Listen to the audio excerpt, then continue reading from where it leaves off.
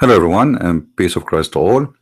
Our video today about Burma, uh, which is a country have many names, and what is the news and what's happening there.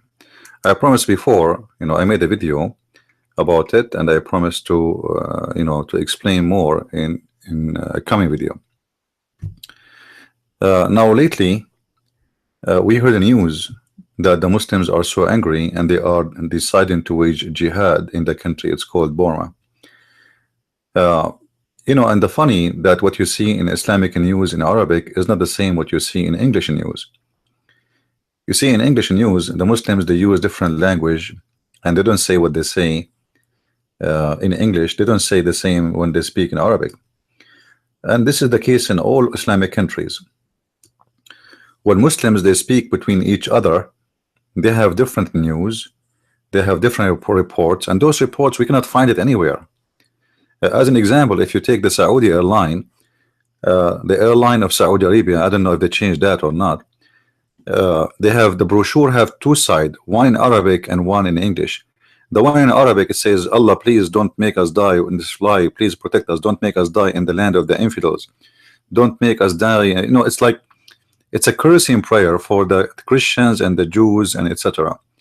In the English side of the brochure, welcome to Saudi Airline. I hope you will enjoy your trip with us, and I hope you will like it. Please, if you have any concern, contact, etc. It's totally different, written in the same brochure between Arabic and English. And this is exactly the same happened when it's come to news. I was looking all over the news to find where I can find this. I can find it in Arabic, but I cannot find it in English. The news saying that Radai, he is, he is, let's say, he present the Islamic, let us say, how to describe it? Like you have an eternal affair in the police, like somebody have a high authority, like higher even than the FBI. Those are the one who investigate everything in the country. They have the highest authority. So he is saying, he is suggesting to the Muslims to establish an Islamic army to attack Myanmar or Burma and to defend the Muslims there. And as long this is what the Muslims really are thinking about, and you will see here the comment from some officials. You see, this is the same person actually. Country should unite in defense of our brothers and sisters. This is his tweet in English in Twitter. So what the Iranian government is requesting, that Muslims, they should have an army to be sent to this country, to Burma, and fight the army of Burma, and for sure the excuse is to defend the poor refugee, the victims, etc. Now, what you hear in the news, maybe many of you, when you see Fox News speaking, you believe that this is an American news. Fox News is an American agency, and many of the naive Christians, they think it's even this is a conservative one. It's not. Same as CNN. All of those are companies owned by billionaires who they are from overseas.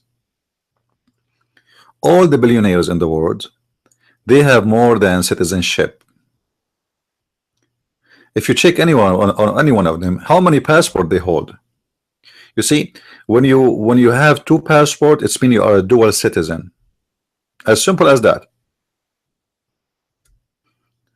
When I joined the USA Army, there was a question. They asked me, "Are you a dual citizen?" I asked, "What does that mean exactly?" They said, "Okay, you are an American, as you are an American, but do you carry another passport?" I said, "No, I don't want to carry any other passport, and I don't have any passport except the American one." So if you carry more than one passport, it's mean you are loyal still to other countries. All the billionaires who they are investing in those news agencies, huge investments, they carry many passports. And that is telling you that they have no loyalty to America. So the news have always reflect of the investors. They are the one who make decisions behind the scene. The one you see in the TV, the one is speaking to you in the TV is not really the guy who is making the news. This guy, he have a microphone in his ears, and they tell him what to read. He's just an image. Like, you know, there's many people, they are fan of this guy and that guy and that guy. Those are just, they are toys. They have nothing. They can't even say a word from their own. All right.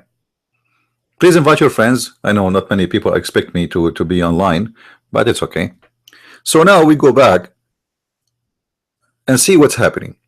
So the Muslims, they are trying to organize Islamic force to be sent to Burma in order to fight the quote unquote the Buddha army. And they always, you know, the Muslims, they have a huge propaganda machine. If you go and see how many Muslims they attack me, you will not believe it. And how many Christians they defend me, you will not even find one. The Muslims, they flood the internet. And all of them, you know, your Muslims are not united as a nation, but they are united by their hate. You see, they kill each other. They fight each other. They eat the flesh of each other. They bomb each other. But when it's come to a Christian or a Jew or a Hindu or a Buddha, all of them, they are united, even though they are not, in their hate. So hate unite them. Muslims are united by their hate. We are united by our love. But in the same time, we have to admit that the Muslims, they have a great like, let's say, impact in the internet, because they are active. Most of the Christians are lazy, you know, like the Christians, this is what they do. God bless you. Oh, thank you, Christian friends. But she doing something, posting something, saying something, they don't. Very few of them. You will see any Abdul, you will see Abdul from Nigeria, he will prove to you that Jesus is not God. You will see all of them. But how many Christians are active to show the Muslims are not, you know, are not following the truth? Very few. Same when it's come to politics.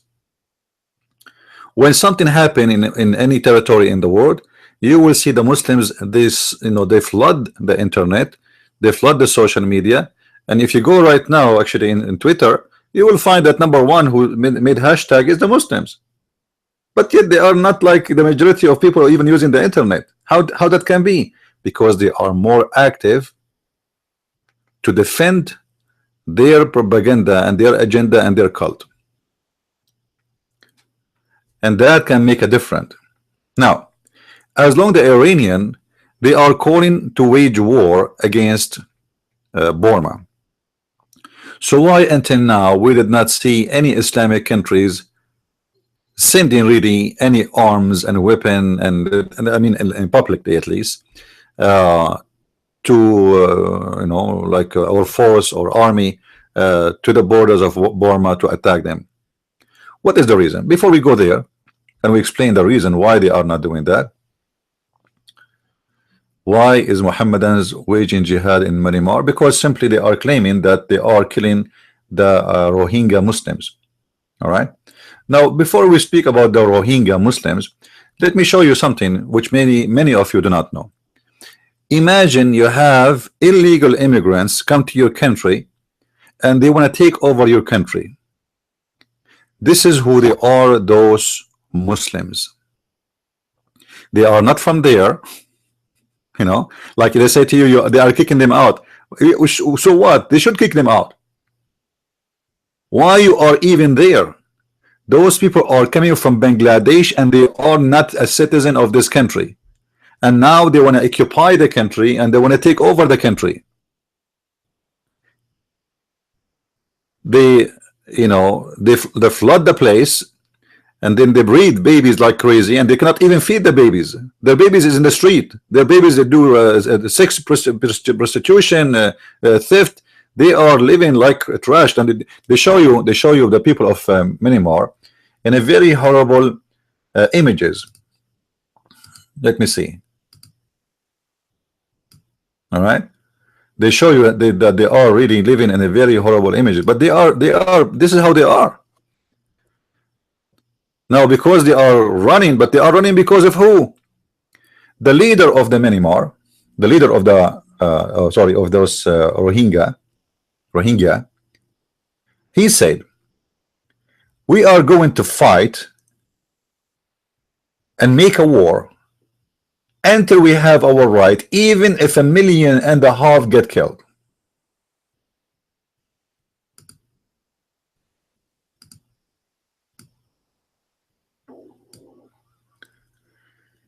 Even if 1.5 million get killed.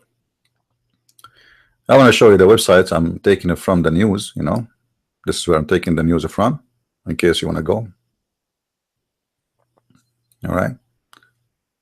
But actually, the links are down in the page.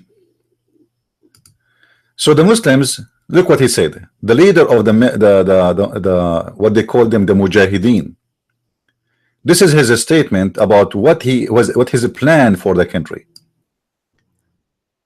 If we don't get our rights, if 1 million or 1.5 million all Rohingya need to die, we will die. So they blame the Burman army, but the fact the guy is saying to you, you know, we don't care how many of us will get killed.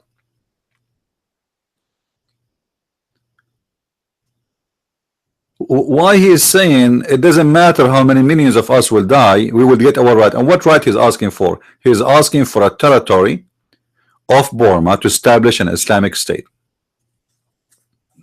Who in the world will accept that? Nobody. Which country in the world will accept that? Nobody. And I will show you this, the hypocrisy even of the Muslims who they are saying we are defending the Muslims.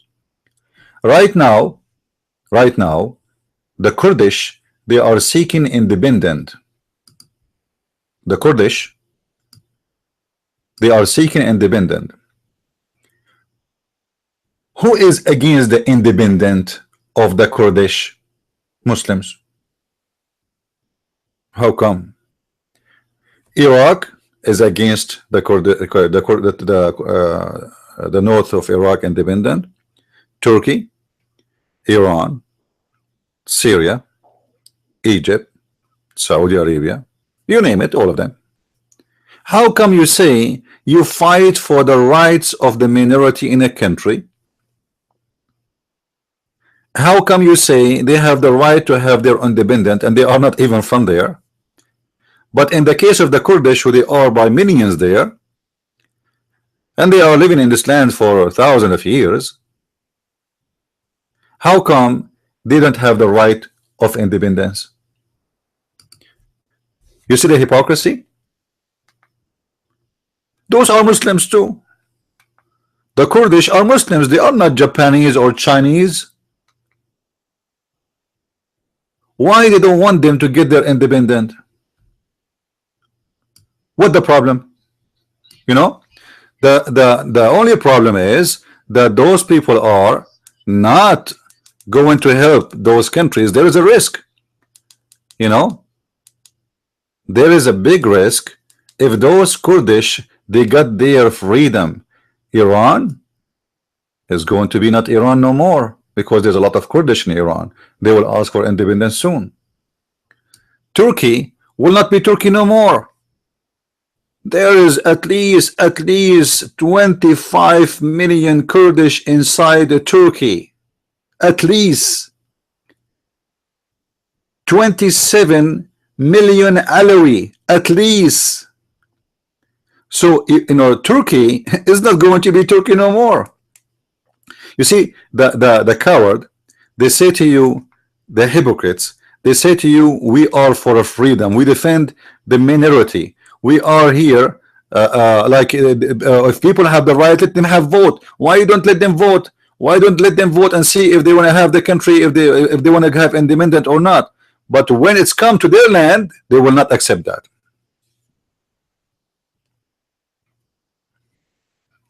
Why, if the Kurdish, they have their independent, which is nothing but a vote peacefully, there's no war, you know, why that is a national security to Turkey? How come just today the Turkish, they attack the Kurdish in the north of Syria? How come the Muslims are allowed to attack whoever they consider them a threat for the national security, but the Burma army cannot do that? The Iranian, they are attacking the Kurdish and they are killing them. The Syrian are attacking the Kurdish and killing them. The Iraqi are doing the same. Everybody is doing the same. How come you can kill Muslims just because they are national security threat? It's lawful for you, not lawful for Burma. Now, what is the reason then until now the Muslims did not launch war or wage war or jihad against Burma? As we show you, already they are calling for that. So what is stopping the Muslims from doing what they are calling for? As long this is really what they like to do. What is the problem?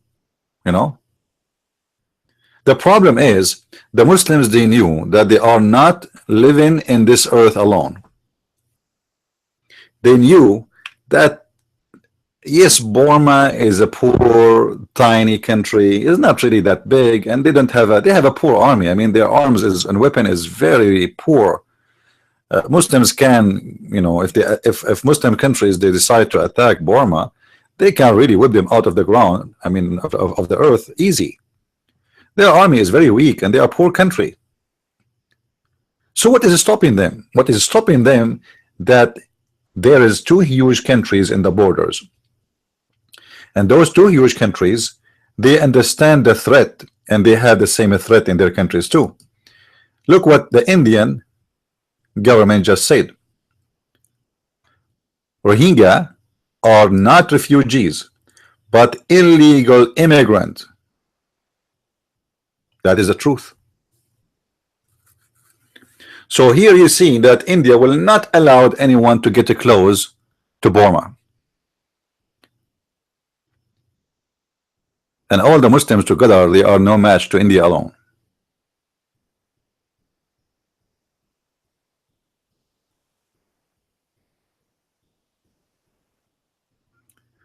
Regardless if the Kurdish are extremists or not, trust me, my friend Shaul. You see, I like the Israeli when they make a comment, but I notice that always the Israeli, they don't belong to this earth. You know, they are coming from different galaxy. The Kurdish are not extremists. There is not a single person in the Middle East is not extremist. Yeah, right. You know, they are not extremists, yeah, but they hate the Arab. And they want to kill the Arab too. Who told you they are extremists? Where you get this from? If the Kurdish can, they will destroy Turkey overnight. If they can, they hate them to death. What do you mean not extremist? You know, Israeli are really funny. But I like this guy. What I can do? This is the land of the hate, my friend. This is the Middle East. In the Middle East, the food is hate. The water is hate. Even the Pepsi is not a Pepsi. Is hate Pepsi. So if you think there is somebody in the Middle East is not extremist, you are a fool.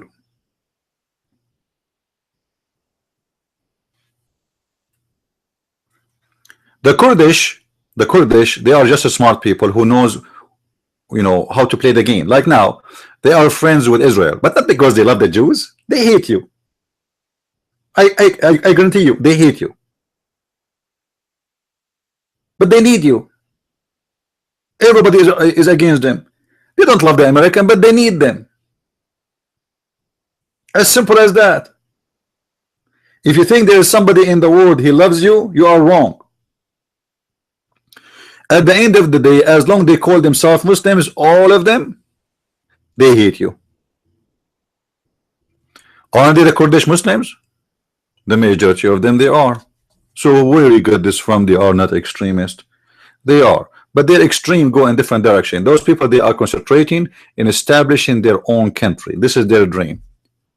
They don't care much for religion, yes, but they have an extreme ideas too, that the Arab are filthy and they want to, you know, they have a lot of extreme. They are racist. There's no question about that too. And for sure, I'm speaking generally speaking. But Kurdish are racist, the same as the Arab are racist. The Arab discriminate each other, even in the Middle East. Even if you are an Arab discriminate Arab. As an example, if you go and work in Qatar, as an example, you know, not like necessarily Qatar, Saudi Arabia, Qatar, Emirates, doesn't matter. If you are an engineer from Egypt, they treat you like garbage just because you are from Egypt. Your salary is down, they insult you, they take advantage of you, but supposedly is from the Arab Republic of Egypt. Because they don't consider them Arab, they are Egyptian. They are not Arab. They are racist. So racism in the Middle East is like the salt of the life of the Middle East. Everybody live by racism there. Discrimination is not a choice. Like I remember once in the news, all Arabic, when George Bush was the president, all the Arabic Islamic news, they were saying Condoleezza Rice, the same, she is the same as her face, which means she is a black. You know, this is how racist they are. And this is in public TV. They make fun of a black people, and nobody even say why you are doing that. That's a shame, because this is the culture of the country, and it's okay to be racist against black. You can go right now and search what the Arab people, the white Arab, they do to black African who come to study in Tunisia, in Algeria, even the official government, what they do to them. Not only the people on the street, no. Even in the government office, if you are a black people, they treat you as like if you are coming, like if you are like a monkey. They don't even consider you as a human.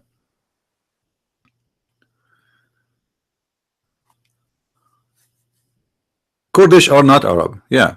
So Kurdish, they discriminate people too, but they knew how to play a game. You know, if you don't know history, go and read history. In certain time, the Kurdish, they killed a lot of Christians too, a lot. In case you do not know, Salah ad-Din al-Ayyubi was a Kurdish, the one who took Jerusalem, Mr. Shaul. Do you know that? So if you think the Kurdish are angels coming from heaven and they love the Jews, you are just a fool.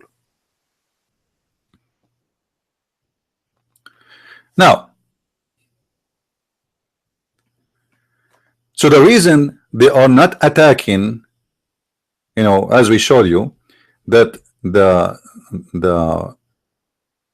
Islamic government of Iran is asking for waging war against Burma and establishing Islamic forces and send at least 300,000 to 400,000 soldiers to kill all the Buddhas in Burma, and the excuse is to defend the poor Muslims there, which are really the reason of the problem. They are the one who do committing crimes. You know, the Muslims always do this, like the same as ISIS and Al-Qaeda today. What they do? They go and attack the Syrian army or the Kurdish or an American base, okay? And then when they go and hide between the civilian. Who is the civilian? The question is, who is the civilian? Are those civilians against them? I mean, against ISIS? No. They are their families. They love them. So then the American, they shoot back. But they shoot where? Now, in an area full of civilians. And right away you will see Al Jazeera, the TV of the scumbag, the Prince of Qatar. Right away, the American, they killed 15 civilians in their attack. As if the attack is made to attack the civilians, not to attack Al-Qaeda, who is hiding there. In this war, there is no victim. All of them, whoever hide the terrorist, he is one of them. How in the world you want to fight terrorists and you cannot shoot them? They can come to you, they can shoot you, they can make a trap. You know, they slaughtered 32 policemen from Burma last month. Just last month, 2 weeks ago. 32 policemen they slaughtered by knives. How the army of Burma is going to defend itself? You know, those they are fighting the guerrilla fight. You cannot find them. They attack the police and then they hide. And where they hide between the villages. And who is hiding them? The villagers. So those villagers, they are one of them. This is, you know, they are supporting them. So they are terrorists like them. And then they will say to you, okay, what about the children's and what about the women? It doesn't matter, my friend, because at the end of the day, if you don't care for your children's, why the enemies who is trying to defend himself, he care for your children's? Why you are hiding terrorists between the children's? How this army, find us a solution, how this army of Burma is going to attack back the terrorists without victims of civilians when they are hiding between the civilians, and the civilians are given refugee and shelter, which means they are part of the terrorist group. The same exactly what happened in Israel. In Israel, they will show you a picture of an Israeli soldier capturing a child. A child. How coward you are. 10 years old child, what you are doing. But they will not tell you that this child is trying to kill the Israeli soldier. So what if he's a child? I made a video many years ago. It's called the beauty of Hamas and the ugliness of Israel. I don't know how many of you saw the video. Actually, it became #1 view in YouTube over 48 hours. You know, the funny is at that time, I think it was 2006, you know, which means almost what? 11 years ago, you believe it? Unbelievable. Everybody was speaking against Israel because the Muslims, as I said, they have a great support to each other when it's come to hate. They are against each other. The Shia they hate the Sunni they hate, etc. The Alawi they hate, etc. The Ismaili they hate, etc. They hate each other to death. Just say a Jew, all of them they are united. Just say a Christian, all of them they are united. Just say a Hindu, everybody want to kill the Hindus. So at that time I made a video. It's called the beauty of Hamas and the ugliness of Israel. Why? Because everybody was defending Hamas. Look at the Israeli are shooting the Gaza and they are destroying and killing civilian, and the scumbag, the Prince of Qatar. You see, if I am Netanyahu, this is why I believe that the Israeli are stupid. I mean it, they are stupid. Imagine for more than 15 years Al Jazeera have an office in Israel, and this is #1 TV station who ignite hate against the Jews, which is something I don't understand. They allowed their dogs even to be in the country, and finally few weeks ago they decide to close Al Jazeera TV station. And by the way, I am the one behind the closing a TV station of Al Jazeera in America. It's called Al Jazeera Mubashar. Al Jazeera used to have a TV station in Arabic. It's called Mubashar, which means live. People they call live. There's no really not news reporters. It's people they call and speak like now. You can call me. And the way I was able to close it down, in the day when Osama bin Laden was killed, this animal, Al Jazeera was teaching and saying Allahu Akbar. It was a day of sadness in Al Jazeera, and people they are calling and saying we want to kill all the American. My brother, don't worry, you know, the death of our brother Osama will not be go in vain. We are going to seek revenge. And Al Jazeera he hosts say, "Ma Allah bless you, brother, next call please," etc. I recorded and I send it myself to all American agencies of national security. And I have that video actually posted in the internet. In less than 36 hours, Al Jazeera Mubashar was shut down.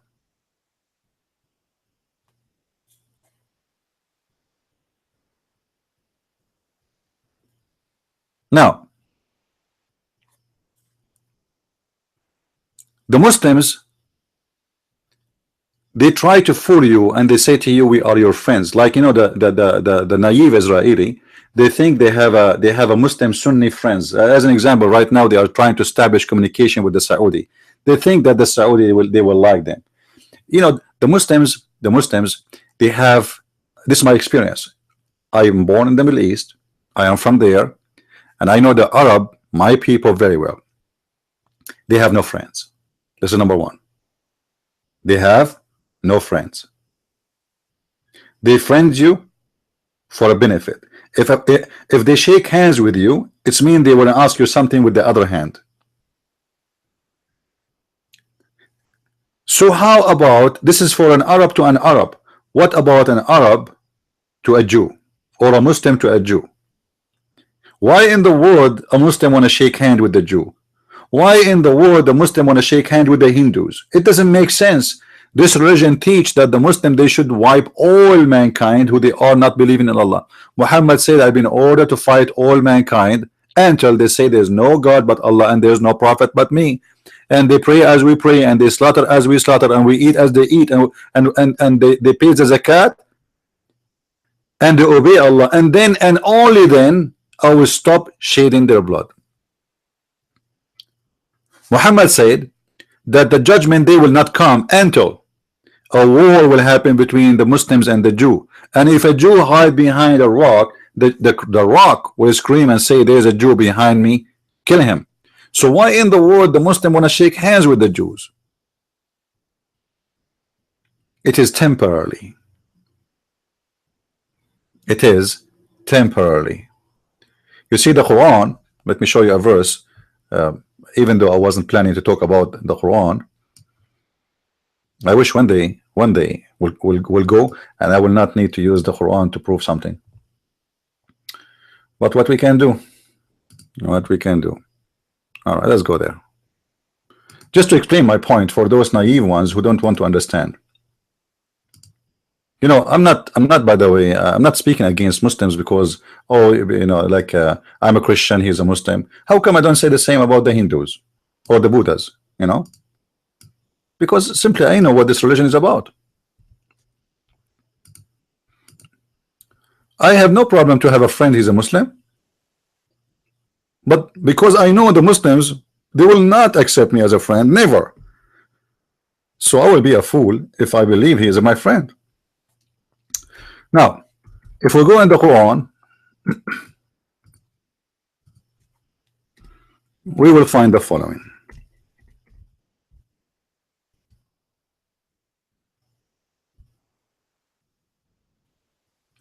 Chapter 47, verse number 35. Chapter 47, verse number 35. Let us read together and see exactly what the Quran teaches Muslims about having peace with non-Muslims. Read with me please carefully, in case you know how to read. Now, even though my English is not really good, but the funny, I'm teaching people. This is how the world became ignorant these days. Be not weary and faint hatred, crying for peace when you should be the uppermost. For Allah is with you, and He will never put you in lose in your good deeds. Why? What is that? Don't cry for peace when you are the uppermost. So the Quran make it clear that in order for a Muslim to cry for peace, to shake hands with you, he can, but this is just temporarily until he is back to be the uppermost. Right now the Muslims are weak, so if we want to wage war, if the Saudi king right now he says Allahu Akbar, we want to wage war against America, Trump, before he move his finger, he can smash them with his shoe. And they knew that very well. So what is the solution? The solution is what the Quran says. You don't accept peace when you are the uppermost, but if you are not the uppermost, what we will do? Temporarily, you can have an agreement, the same as Muhammad have an agreement temporarily with the people of Quraysh, his own tribe. He agreed for peace until he gathered his forces, and then he said in chapter number 9, verse number 1, Bara, Bara, what Bara I mean? Huh? Wash your hands from all the deal you have with the kuffar. Wash it. That's it. We wash our hands from it. The Egyptian, they sign a peace agreement with the Jewish state of Israel. Do really the Egyptian believe in peace with Israel? I'm talking about the Egyptian Muslims, not me as a Christian, or you know. They don't. They don't. It's against Islam.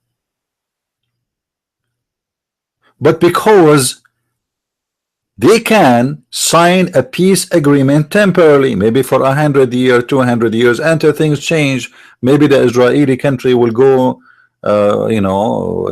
things will change. The majority will be gay and lesbian, and nobody go to the army, and the country became so weak, and the country is corrupt, and nobody have more kids, and then they overcome them by the population of the Muslims.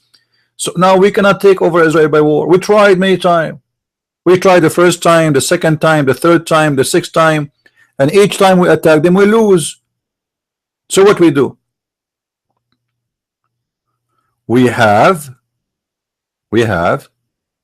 to wait until they are weak, and then we are the uppermost, and then be not weary and faint hatred, crying for peace, hurted. So this is the logic of Muslims. And this is what they are doing exactly today in Burma. In Burma, the Burman government is a weak government. This country is a very poor country. I don't know if any of you have been in those countries like Cambodia. They are very poor, and they are new to democracy. They have a very bad system. They don't have even internet. Their TV station, I think it worked for like few hours. Electricity, they have it a few hours a day. So the country is behind because they have a military government for many years, and finally this prime minister, the woman who have a Nobel Prize, who resist the dictatorship, she became the leader of the country. And now suddenly she became an evil one.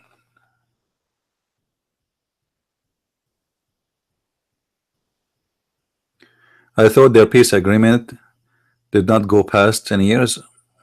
I don't know what they mean. The peace agreement, as I said, it passed. It can pass to 20 years, 30 years, doesn't matter. The time is not important. The important is when they are the uppermost, the peace agreement, they have to wash their hands with it. It's just to fool you, Let us sign peace agreement because now, like it's the same as ISIS, now they are destroyed. ISIS and Al-Qaeda. Al-Qaeda lately, they start putting their hands out to everybody around them, saying peace, even with Muslims. Not with the Christians, Muslims. Let us be united, let us etc. peace, we will not kill you. To the Muslims, they're all Muslims. Why? Because they became so weak. And when they earn strong again, they slaughter them all. This is the lifestyle of Muhammad and whoever believe in this religion. We shake hands with you until you are asleep, until you are not awake, until you are not alarmed, until you put your weapon down, and then we take you. And what the media don't want to show you, that those who they are speaking of their human rights, the Rohingya, they are not even from Burma.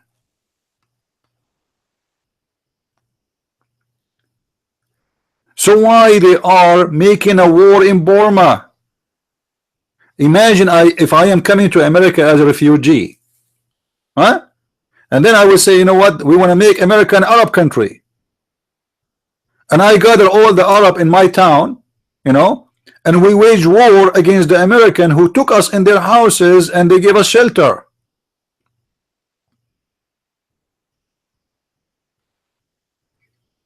You know what I mean? The media is a media of a scam. The Burma government, they are doing their right to protect their country. Those are people who don't even deserve to be there. They come, they stay, and they stay there for a year, 2 years, 10 years, and they build their houses, and now they have a town, and now they have a big population, and they have kids like chickens. They don't go to school, they have no education, they are very savage, and then they take over the country.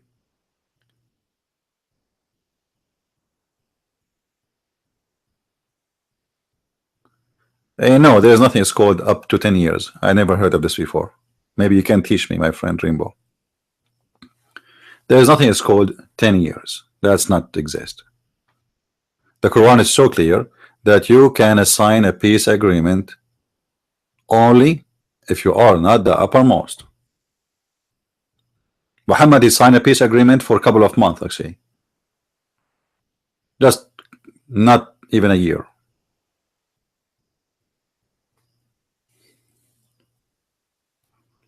Yeah, the same as happened in Lebanon.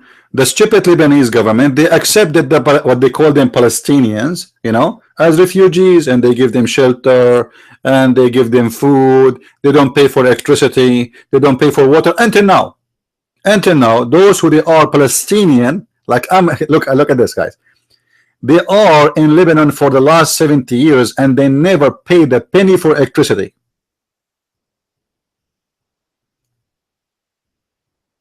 And not only that, they took over the country. Imagine when Yasser Arafat was alive, this monkey. Castro, the president of Cuba, come in the airport to visit Arafat. And the government of Lebanon, they have no idea. Suddenly, they found hundreds of Palestinian armed swamping the airport, controlling the airport, and Castro coming in their plane. Like what? They became the country. They took over the country, and actually they are the reason for the war to start in Lebanon, which nobody want to say. The same as the Turkish in Cyprus. The stupid people of Cyprus, they allowed the Turkish to come and work in their country. And then more and more, and their borders is opening. Turkey is very close to Cyprus. It's just, I think, like 2 or 3 hours by the ship. Very cheap to go to there too, you know. And there's no passport is needed. And those stupid people of Cyprus, everybody is welcome. Donkeys. You know what donkeys? Donkeys. They took half of the country right now. Now there is a republic of the Turkish Cyprus. Republic, imagine. They cut the country in half.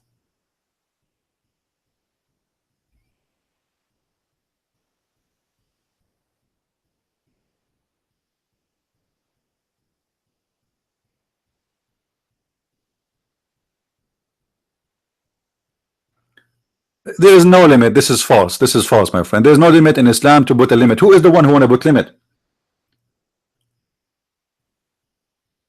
Who is the one who want to put a limit? The Quran is the limit. The Quran says that you can have no peace with the enemies as long you are the uppermost. So you break that treaty immediately. And when Muhammad he signed the treaty with the infidels, you can go and read the Quran. You can read the book of Asbab al-Nuzul in chapter 9 verse number 1. You will see it only was for a couple of months. It was not even for years. What 10 years? Muhammad have a treaty for 10 years? Did he wait for 10 years? All Islamic resource, or let us say a Muslim who give you some propaganda saying a limit of etc., that is a lie. There's no limit. Muslim, they cannot sign a peace agreement, can go up to 100 years, 200 years, 2,000 years, because they cannot go and win the war. They have to wait until they can win the war, otherwise they will be demolished.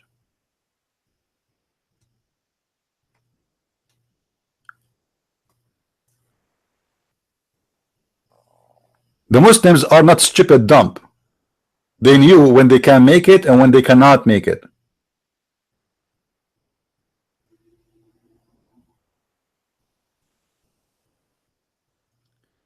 And by the way, Muhammad, he knew how to write, how to read. No, it's not about he can sign his name or not. I can prove it easy.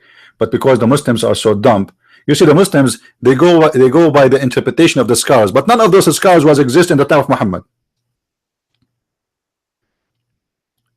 None of the scholars you name, even like we quote Ibn Kathir, I use Al-Qurtubi, Al-Jalalain, but those are not, you know, they are exist many hundreds of years after Muhammad. So how this guy will explain to me what happened in the time of Muhammad? You know what I mean? I use the Muslims interpretation to get the Muslim busted, because this is what they believe. They believe in those idiots, but not because they are truthful. All the history of Islam, which is written in Muslim books, is a hocus, including the date of the birth of Muhammad, when he died, what happened. Everything is made up.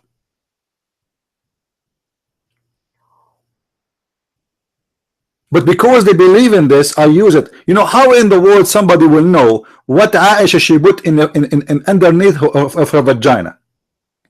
How a man who came 400 years after Aisha, he knew that Aisha, when she was praying, one of the wives of the Prophet, there was a liquid dropping from her vagina and put a tray. How he can get this information from?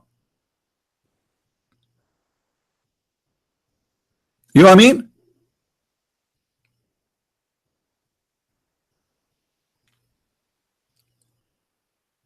How they can get information that Aisha, she used to clean the sperm, the dry sperm of a visitor sleeping overnight in the house of the Prophet, and he did masturbation by her finger, by her nail. How they can get this information? I mean, this is something private.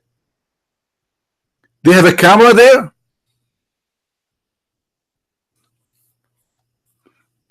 I use it to get this stupid Islamic religion busted, because this is what they believe in. And when you debate people, you debate them in what they believe, not what you think. You know what I mean? This is what they believe in. What I can do? They believe in Bukhari. Okay, let's use Bukhari. But is Bukhari correct? I believe all the hadith about Muhammad. I will not be surprised. You see, there's Robert Spencer. He made a book saying Muhammad does not exist. I believe he exists, but I believe the history of Muhammad is not exist. All the source of about Muhammad is, it's funny and stupid and full of contradictions.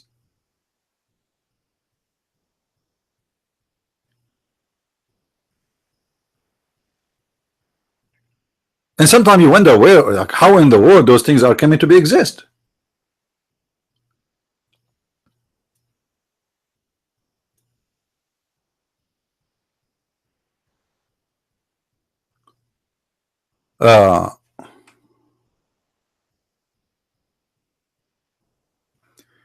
All the hadith, all the reference Muslims they have. Let me give you a news which is going to make you maybe really like wondering how this can be true. Do you know there's no book? It's called Sahih al-Bukhari. Do you know? I challenge all the Muslims to find me the book of Sahih al-Bukhari. Does not exist. There's no book. They have books of people claim that this is a copy of the copy of the copy of the copy of the copy of Sahih al-Bukhari. Are you getting my point? They don't even have the book of Sahih al-Bukhari. They don't even have in the book of Sahih Muslim. There's no Sahih Muslim. The most important books for Islam after the Quran does not exist. Now what about the Quran? Even the Quran does not exist. If you see the Quran, which the Muslims they read today, it's called al-Mushaf al-Maz'um.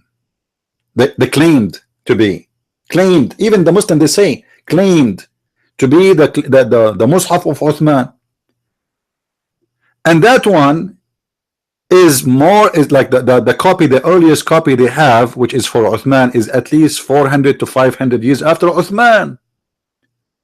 So it's a copy of a copy of a copy, and yet even the Muslims are not sure if this is exactly what was in the book of Uthman. This is why they say al-Maz'um. So there is no Sahih al-Bukhari, there is no Quran, there is nothing. The Muslim they found, if you remember, just a few weeks ago, a few months ago, last year I think, there is a page in Birmingham University.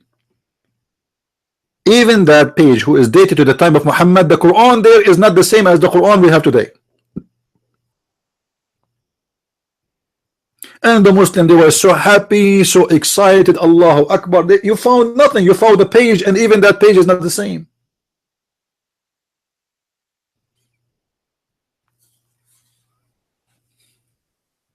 What 250 years? Where do you get this number from?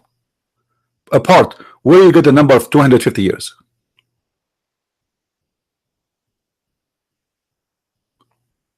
$250 about what? Make a clear sentence, please, because we mention anything.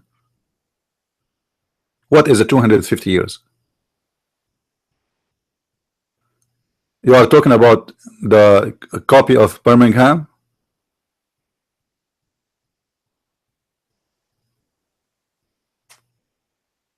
I don't understand. There's nothing. What is that 250 years? The copy they found in Birmingham, you mean? I'm talking about the age of the leather. The age. Samarkand. Samarkand is not the same as the Quran they have today. You cannot count it because this is different Quran. The Quran of Samarkand, the Quran of Yemen, the Quran of Sana'a is different. It's a crazy. So those are not even considered for the Muslims as the Quran.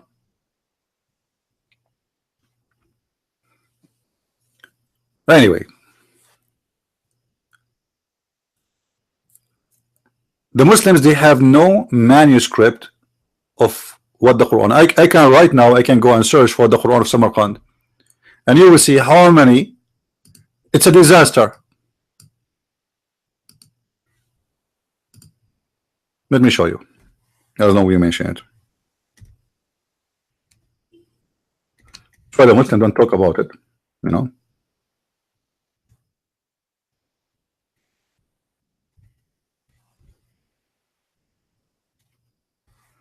Let's see.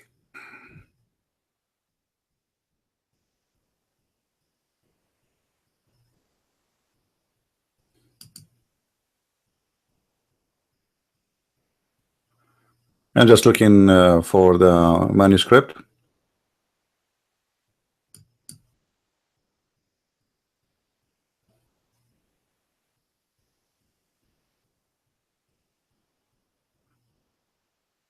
Right, here we go.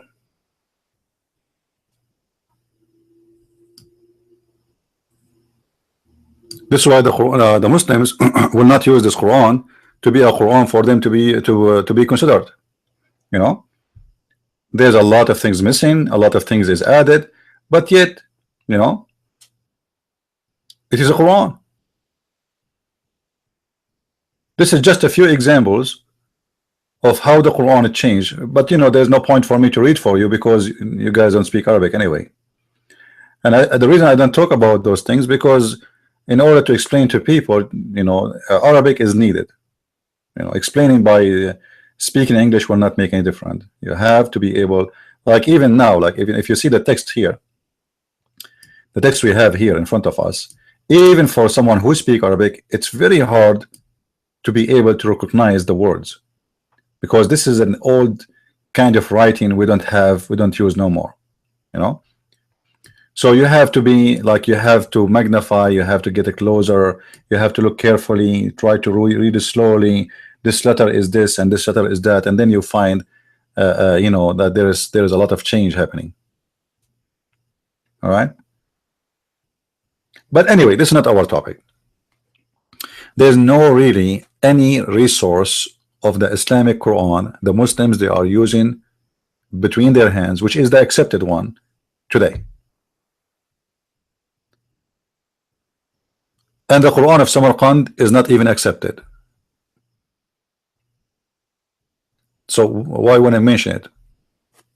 We can mention it to prove that the Quran is changed, yes, but not to say the Quran we have an oldest manuscript is 260 years or 70 years or 300 years.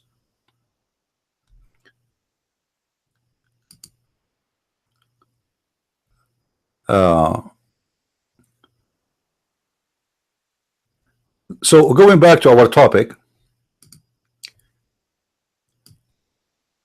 Muslims do not believe in peace, and their agenda is to take over any country they reach to. You go right now and check and see how many videos, how many posts, how many statements the Muslim they say want to take over England. They want to take even over the Vatican. They want to take over France. We want to take over America. We want to dominate the world. I mean, are you stupid? We don't hear and we don't know.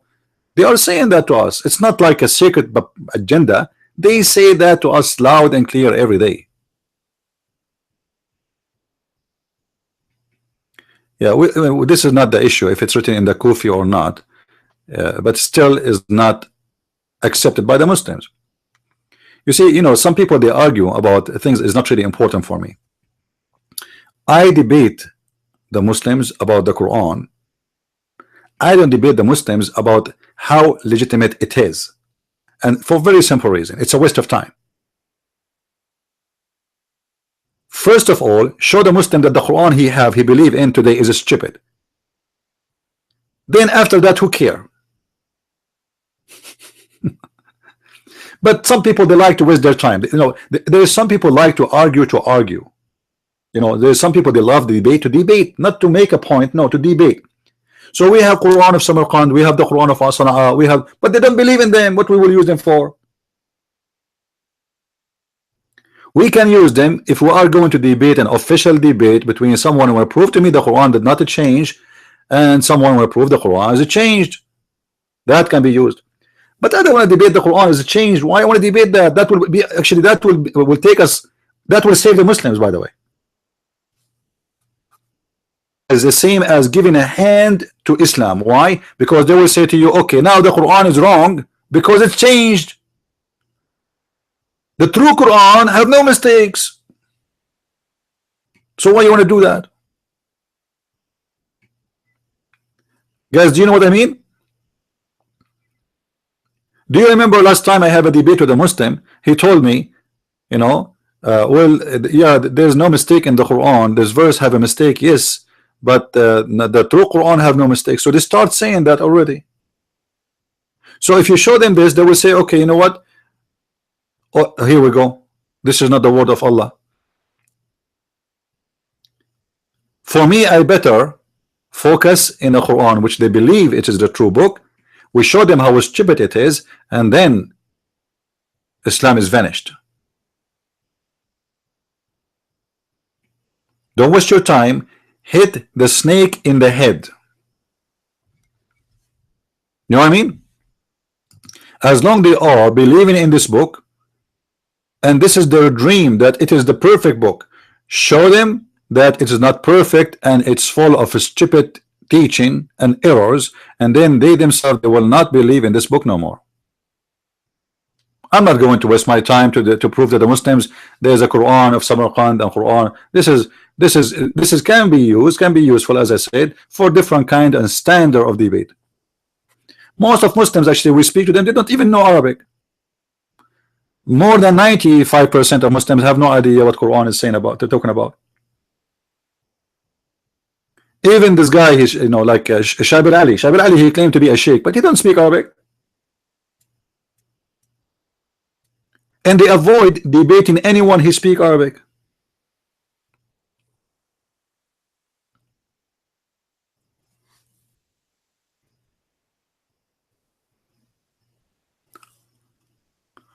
I'm not saying you are. You can say whatever you want. I'm saying, if you understand the benefit of debate, try to focus in the Quran itself, the one they believe in. Don't waste your time.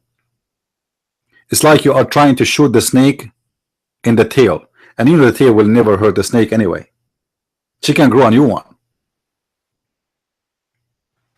So don't waste your time. When we debate Muslims, the Muslim they want to do jihad. So how I can fight jihad? I'm not going to make an army to fight the Muslims, because you go in jihad, they go in jihad against you. Okay, American army killed 500,000 Taliban. In 1 year, they will have 500,000 babies. In 10 years, they will be armed and ready to fight again. The real way to fight jihad is to show those Muslims that there is no virgin waiting for them, and this is a stupid religion.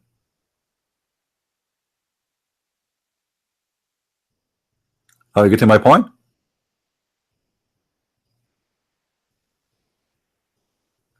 This Islamic Shia guy, he is just an idiot, you know. This guy is just you know, Shia, you know, you do not know what Shia are people of hypocrisy. They are 10 times, if the Muslim Sunni are hypocrite like once, the Shia, they are 100 times more hypocrite than the Muslim Sunni. Don't ever listen to a Shia saying to you something. They don't speak ever something truthful. You see, the Sunni, even the Sunni accuse the Shia when he talk, he say, okay, you are doing taqiyya now. Live on TV. What is taqiyya? Chapter 3, verse 28. Taqiyya is a major practice for the Shia and for the Sunni. However, it's very well known that the Shia, they practiced a lot more. If you notice this guy, the one that the Shia guy you are talking about, when he started doing his video in the beginning, he have no flag of Australia behind him. Do you remember? Go and see his old videos. You will see there's no flag of Australia behind him. Suddenly he put the flag of Australia. Taqiyya. You know what I mean?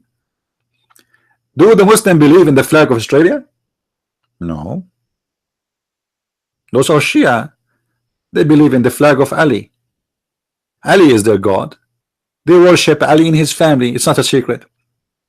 They believe even that Ali and his family are not even human. They are light. They are made from light. The whole world is created for Ali and his family and Muhammad and his family.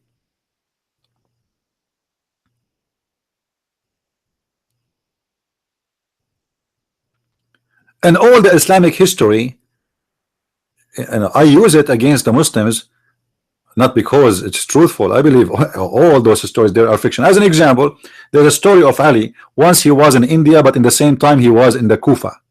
What? Ali was in India and the Kufa in the same time. What he was doing in India? Ali saying that if you wear a black shoe, your penis will not function and you will lose vision.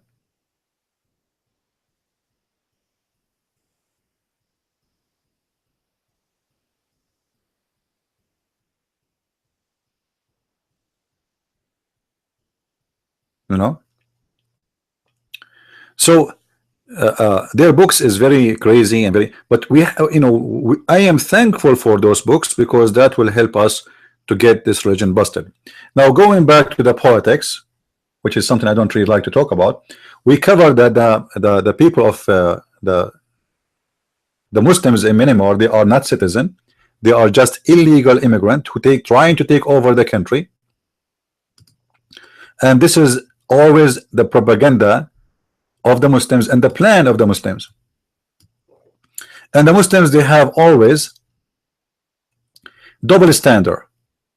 If somebody want to ask his right, as an example, the Kurdish, they want to have independent, the Muslims are against them. Iran is against the Kurdish, the Turkish are against the Kurdish, everybody is against the Kurdish. But the Kurdish, they are there and they are just saying we want to have our country. We are going to make vote. If the majority of this place, they decide that this should be a country, is called the Kurdistan, give us Kurdistan peacefully. No, if you do that, we will wage war against you. So they are, the Muslims, the hypocrites, they are saying that the Rohingya, they have the right to have their own country when they are refugee and they are not from there. When they are the one who established the war, when their leader, the leader of the Mujahideen in Burma, he is not even from Burma, he is born in Afghanistan, sorry, in Bangladesh. Imagine, he is born in Bangladesh, he is not from Burma, their leader, and he is the one who said, even if 1.5 million die, we will not stop.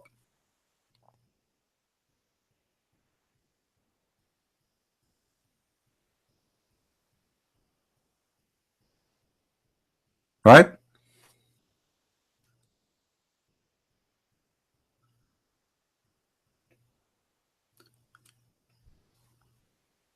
I saw a video here in YouTube. Hold on. A Muslim in the video. I do not understand the language, so I will read the translation of this lady. She said, Muslim man warned PM Modi, says, help Rohingyas or we will wipe out the Hindus in this country from the world map. You see it?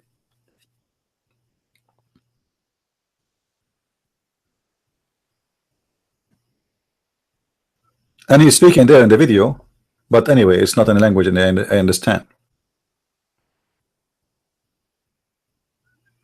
And this is what the Muslims do. Yeah, you know, what is Pakistan? There's no Pakistan. There's no Pakistan. There's no Bangladesh. Bangladesh and Pakistan, this is India. This is what happened when you have Muslims in your country. They grow in population. In the beginning, they are nice, they are friendly, and then population grow. And the second, they are not even majority, like 30%. 30% is enough to destroy your country. Suddenly, they want to take over the country.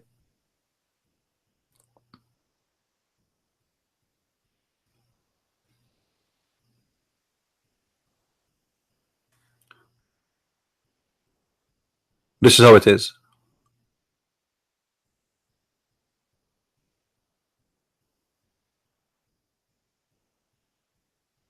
The same happened in Lebanon, the same happened wherever they go. Lebanon is not a Muslim country. The majority was always Christians. Then the Muslims became 50%, and now they are working hard to make it 60%.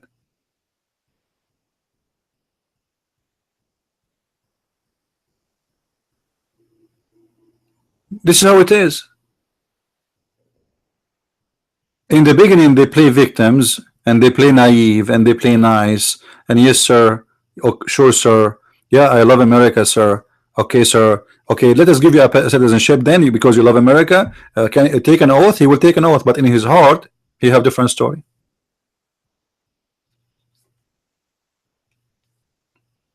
We showed you before what the Quran says to the Muslims about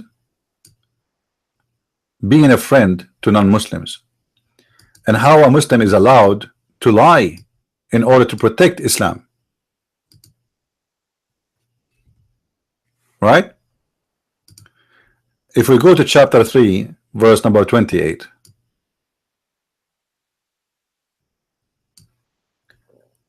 And the funny, I'm reading from the website of the King of Jordan, which Trump, he said he is our best soldier. Yeah, right. The King of Jordan is the biggest scumbag liar ever you can imagine. This guy, he practiced taqiyya, big deal. He is always a friend with the strong one. Get weak and you will see. Anyone remember what happened during the war between Saddam Hussein and America and Israel? Anyone remember? The King of Jordan, who is the best friend for America, the best friend for America, unbelievable how much a friend. Right away he took a side with Saddam Hussein. He opened the border for him, he supplied him with everything because they have sanctions on Iraq. But he is our friend, and we have a war with Saddam Hussein. They have no friends.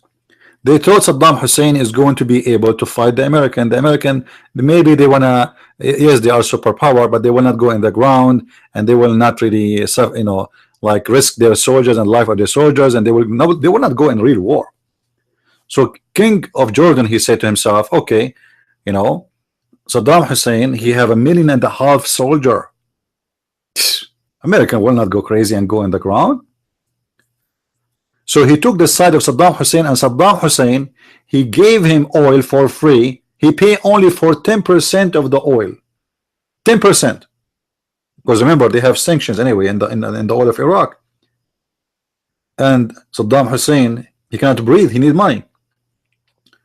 So the King Hussein, the King of Jordan, he sucked the blood of Iraq.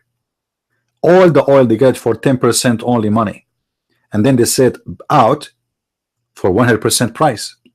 So the Jordanian, they became so happy and excited. But the title is, we are supporting Islam and Muslims, but the fact it's all about money. They have no friends.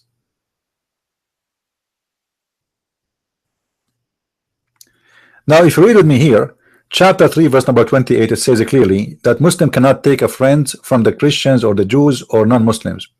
However, if a Muslim he take really a friend and he mean it, if he is sincere, the one who do that, seeking might and honor by taking the hypocrites and disbelievers as a friends, he has no connection with Allah. So the second a Muslim he take you as a friend and he mean it, he is apostate. He is apostate.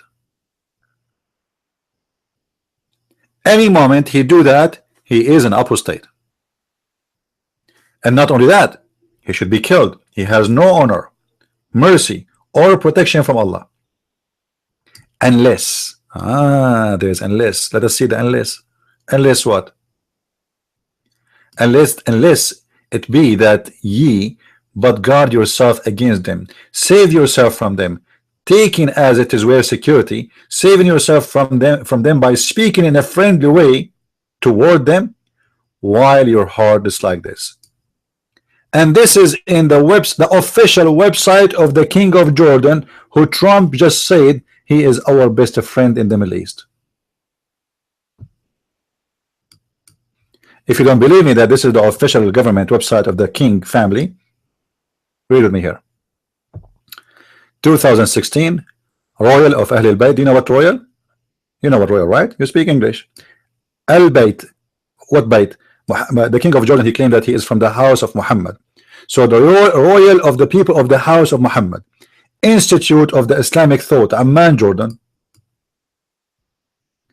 This is a website owned by the royal family, established by the King Hussein, teaching the Muslims that you can speak friendly to non-Muslims, saying I am your friend, as long your heart is just like this.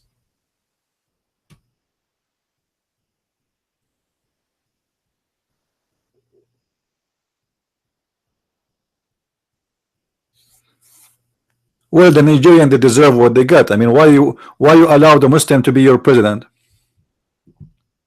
When you have a Muslim to be a president, his concern is always Muslims.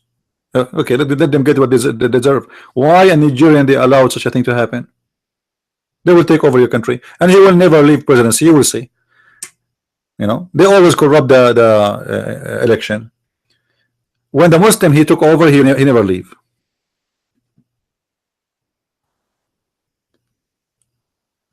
So don't go by what the media says to you. And you know, if Trump really is a man who want to do something good for America, he should do what nobody did, and that is to attack Iran immediately. Iran is the head of the snakes. You see all the Islamic militants, and let me count for you: the Muslims Brotherhood, ISIS, Al-Qaeda, even those are Sunni, by the way, and they want to kill the Shia now. All of those established because of Iran. Hamas, Hezbollah, you know, all terrorist groups, all of them, they are the babies of one country. It's called Iran.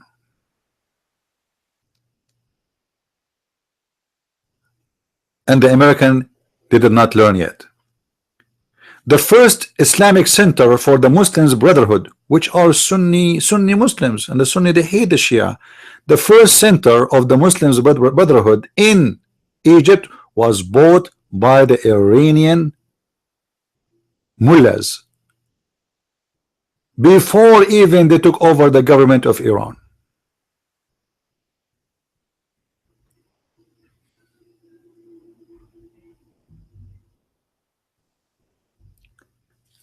You see the Israeli, because they have a bunch of cowards as a prime ministers for many years, one after one after one. They don't have a real leader. Until now, they don't have. I believe Netanyahu is a shish kebab, is a hummus. This guy is a hummus. Trust me. He is no real leader. He is not even matched to be a leader. The Israeli, they get a great opportunity to destroy all the weapon of Iran for more than 20 years, but because they have always a coward prime minister who don't dare to go for it. At that time, Iran have sanctions, all the world have sanctioned on them. Everybody hate the government of Iran, human right, and then Obama came. And the funny, hold on, the funny that the Israeli, they sponsored Obama to be a president. The Jews in America, they sponsored Obama to be a president. You believe it? Unbelievable.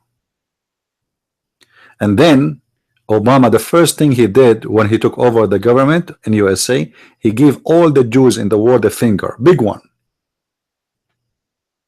huge one. And then the finger was growing. The finger became a tree, became a column, and then the finger became a treaty with Iran.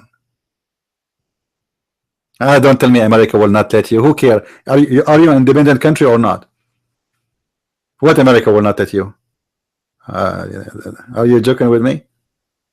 Do you really need America? If you are saying to me America will not let you, it's mean you are not independent country and you are not exist and you have no army.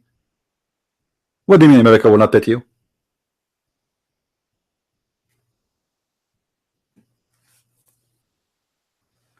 Excuses after excuses.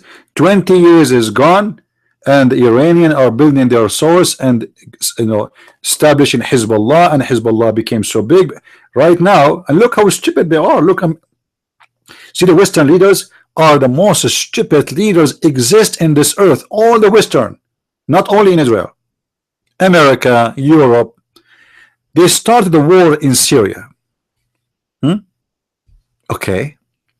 And the war have a good intention to establish democracy in Syria. Okay. So now we have a president there who is really friend to Hezbollah, but not too much really friends. I mean, seriously, all of us, we knew that Hezbollah and the Syrian army, they fought for a long time, and a lot of people of them both killed in this fight. But when the war started in Syria, Hezbollah, which is number one enemy to Israel, for sure all the Muslims hate Israel anyway, grow and grow and grow, and now Hezbollah is not Hezbollah no more. Donkeys of the West and the donkeys of Israel, they help Hezbollah not to be in this area in Lebanon. Look, let me show you where Hezbollah was. This is Israel, and this is the south of Lebanon. All right. So Hezbollah was in this area. Let us highlight. In the south of Lebanon, there's mix of Christians and Shia. The Sunni there are very rare. And when we say Shia, we mean Hezbollah. The Christians, they wanted to be friends, generally speaking, with the Israeli. The Israeli betrayed the Christians in Lebanon. And this is a long story. Maybe we can tell about it different time. What happened right now, Hezbollah was in this territory of Lebanon. This is their major household in the borders of Israel. When the war in Syria established, Israel sponsored the enemy of the Assad, same as America, same as France, same as England, same as Italy, same as every stupid idiot in the West. So what happened after that?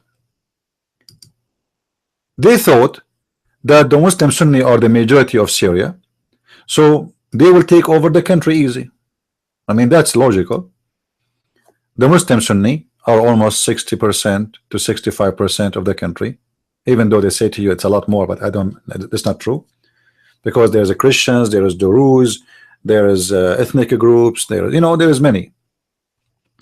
There's Kurdish. So let me open the map of the war in Syria. Hold on. That will be better than using Google.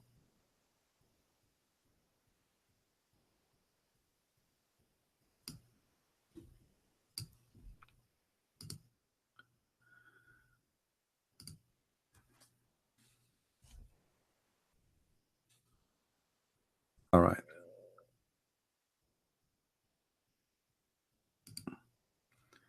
This is the map of the Syrian war.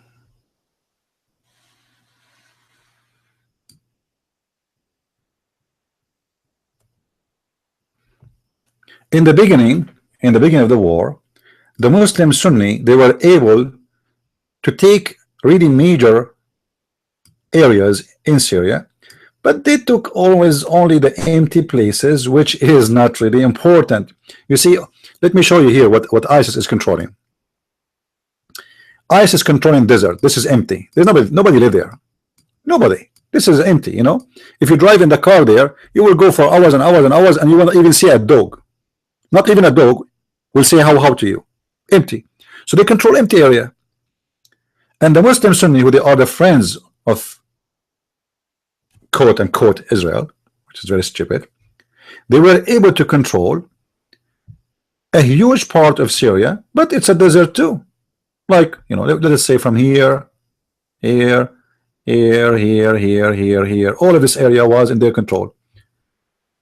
Here, you know, the major cities like Aleppo, you know, other cities, all of them, they are under the control of the Assad regime. And those are the important. The rest is nothing. It's empty. It's like taking the back of my backyard where is nobody there, but I'm home. All the major cities which is located in this area here, controlled by the Assad, and those are the important ones where millions and millions of people live, and this is the rich ones. Now when the Assad, the Muslim Sunni control this area here, they lost the oil. This is the important about the desert. It is only oil. So the plan is, as long as the Muslim Sunni are majority, then we establish a war and we get rid of the Assad, and then we have a nice government who support Israel. But that will never happen. Those are liars. They will never be your friends, and you are stupid. And the nice government which the Israeli were hoping for became ISIS and became Al-Qaeda. And now Iran, they found themselves in the corner. Either they let the Assad go down, or they have to support him. If the Assad go down, it means Hezbollah is vanished. That's it. Hezbollah will not have a weapon supply, will be surrounded by enemy from everywhere. They will be in the small corner in Syria. Then the Iranian, they put a lot of money, a lot of soldiers, and they ask every Shia to go volunteer, wage jihad against the Muslim Sunni in Syria, because the stupid Muslim Sunni, they start slaughtering Shia left and right. So the Shia get alarmed. It's about survival now. So As-Sistani, the Sheikh of the Shia in Iraq, he announced a fatwa that all Shia, they should go and bear arm to fight the Muslim Sunni and do jihad against supposedly quote unquote terrorist, but it's against the Sunni anyway. And suddenly we have something is called Hezbollah Iraq, and Hezbollah Iraq is not Hezbollah no more. They have unlimited numbers of tanks, heavy machines, all the weapon of Iraq, which is sponsored by USA, given to Hezbollah. Hezbollah is not a small party in Lebanon no more. Now Hezbollah is controlling all this area. From all this area except the Christian territory, and the Christian territory here in the mountains of the Christian territory here in Syria, Hezbollah have no authority at all, because this is under the control of the Christians. Except this area in yellow, this is under the control of the Kurdish. To make it simple, all the red area except the area, I will make it in a blue, inside here, This area, Hezbollah have no place in it.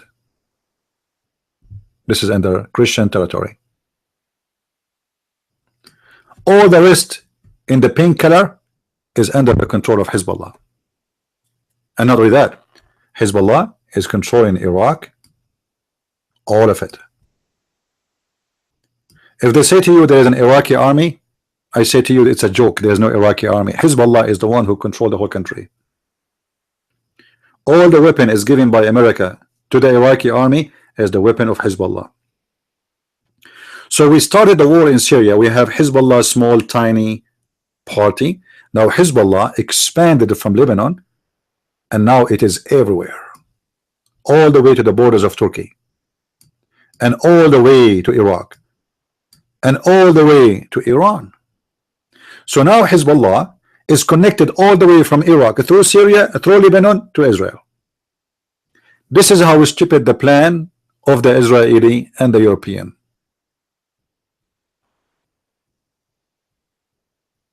No, the Iranians are not taking control of Iraq because the Kurdish want to take, they want to be free. That's, come on. That's not a reason.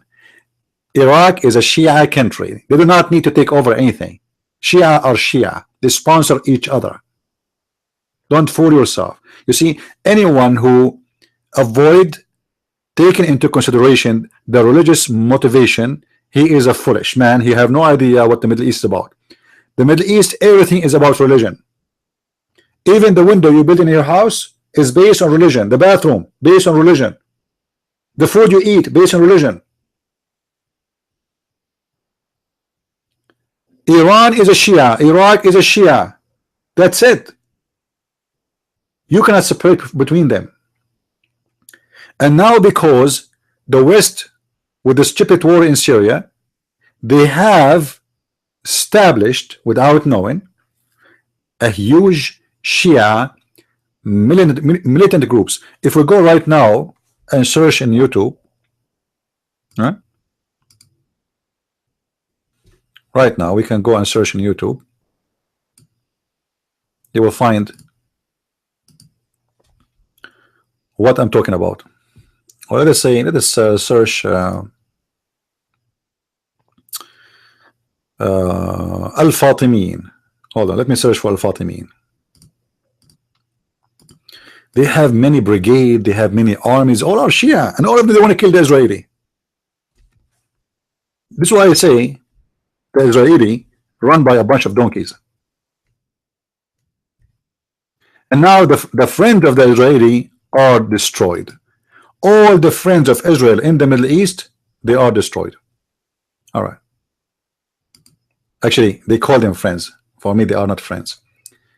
Let us see here. No, I don't want to show this. No, this is not what I'm looking for. Let us go to YouTube. Hold on.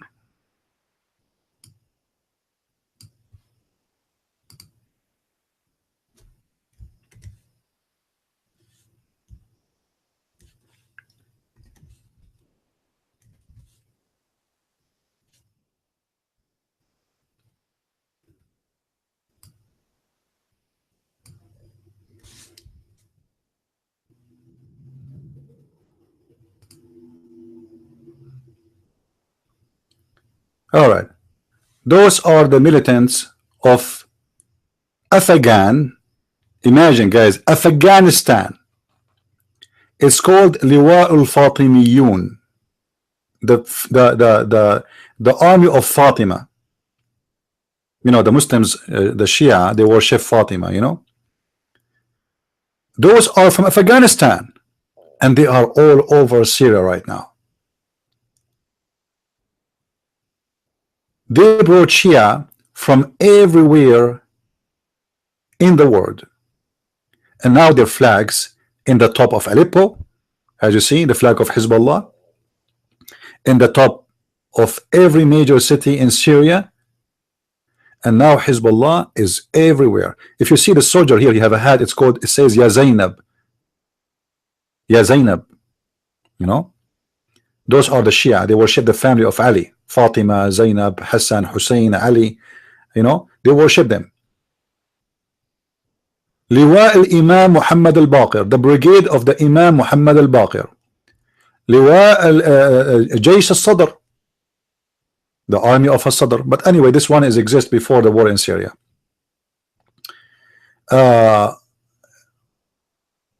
There is even from Pakistan, Shia from Pakistan, like this one here is a brigadier from Pakistan. The video here we see in front of us. I don't want to play them so nobody will say copyright, etc.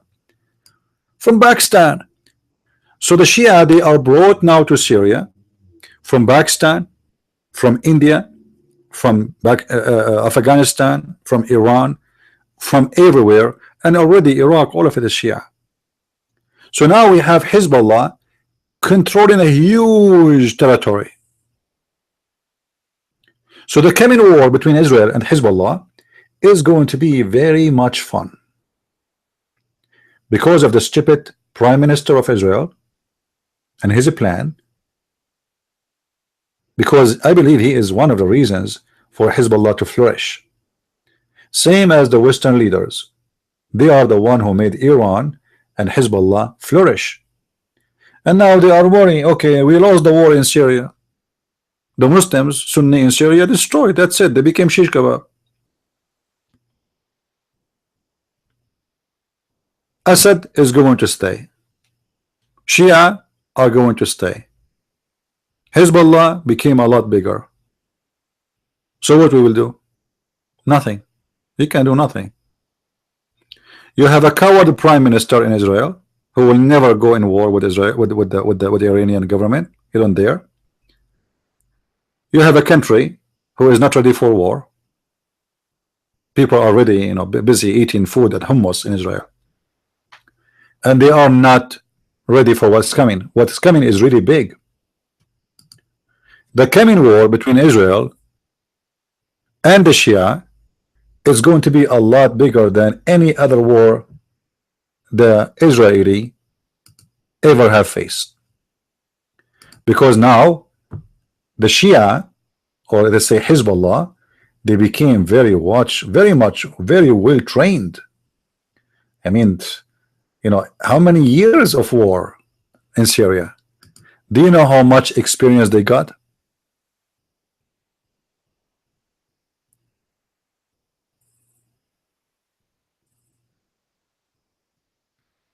So now they have a lot of experience of war, and now they have more money and more source, and now they have the stupid Obama who left the sanctions on Iran, and that will flood Hezbollah with a lot of money, because now the Iranian government is not the same as Iranian government before Obama lifting the sanctions. They have money. The Iranian government, imagine, they have money to the point they bought, I think, 70 airplane Boeing in one day. Can you imagine how big the deal is? I have a friend who called me by mistake, by the way. Like, my name is the same as the name of somebody work with. And when I answered the phone, he says, hey, we are going to transfer $18 billion. I said, what? How much? He said, oh, sorry. I said, what is this $18 billion? This is a big number. You are calling who and about who? He said, well, you know, they left the sanctions from Iran, and imagine the company he worked for is owned by a Jew in New York. So they want to transform $18 billion, and that is the money of the Iranian, supposedly, which is like was held because of the sanctions. It is just some of it. So what's happening is that the Western always they make the evil grow. And not only this, look, just to show you how stupid the Western leaders. When the problem happened with the Russian, as always, they start putting a lot of pressure on Russia. The stupid George Bush, this is not new. The stupid George Bush, the donkey George Bush. And anyway, have you ever seen a president in USA is not a donkey? I mean, I hope Trump is not. But I never saw until now any one of them is not a donkey, officially a donkey. George Bush, if you remember the mascara in Baseland, anyone remember it? Anyone remember the mascara in Baseland? More, they say 500 a child get killed. 500 Russian Christian child slaughtered in one day by the Muslim terrorists. Do you know what George Bush did? 2 weeks after, imagine the scumbag George Bush. He invited the leader of that terrorist groups and he called them rebels, and he came to the White House.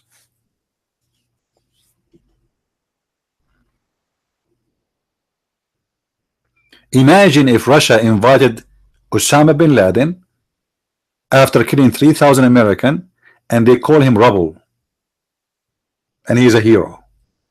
This is exactly what George Bush did. And always the West, they do exactly that with the Russian. So what the Russian do? They sponsor the enemy of the American. You sponsor our enemy, we sponsor your enemies. All the time the American, they have sanctions on Iran. Iran get whatever they need from the Russian. For America always is sponsoring the enemies of the Russian. You sponsor my enemy, I sponsor your enemy. This is how bad the stupid Western leaders are. And now when Trump, he decided to get closer to the Russian, the American, they will not let him get close. They start accusing him that the Russian, they are the one who made him win, etc. So now he have to be tough on the Russian to prove that he is not a president by the Russian. There is a lot of evil forces, and instead of uniting together to fight the same enemy we have, no, we are divided, and now we are busy fighting each other, and the Muslims are growing. So now the Sunni in the Middle East are destroyed, they became so weak, and the Shia are flourishing. The Shia are not only flourishing in war, they are flourishing in numbers in Africa. As an example, you can go right now and search for Shia conversion in Africa. Tens of thousands of Muslim Sunni converting to Shia almost every month in Africa. How the Shia can do that? Very simple. They are more truthful Muslims than the Sunni, and they have the proof. This is number one. Number two, the Shia, whatever Muslim they say about them, they are the most who love Muhammad and his family. That's number two. So there's no Sunni can question if the Shia love Muhammad family or not. Number three, the money. After Obama, he left the sanctions on Iran. Iran have a lot of money. Number four, the investment of the drugs. Hezbollah is a major supplier for drugs to America, to Canada, to Australia. Actually, some news says that more than 40% of the drugs of Colombia is owned by Hezbollah.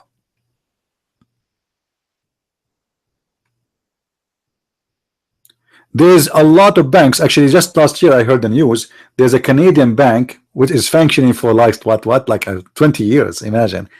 They found finally it's owned by Hezbollah. Imagine a Canadian bank owned by Hezbollah.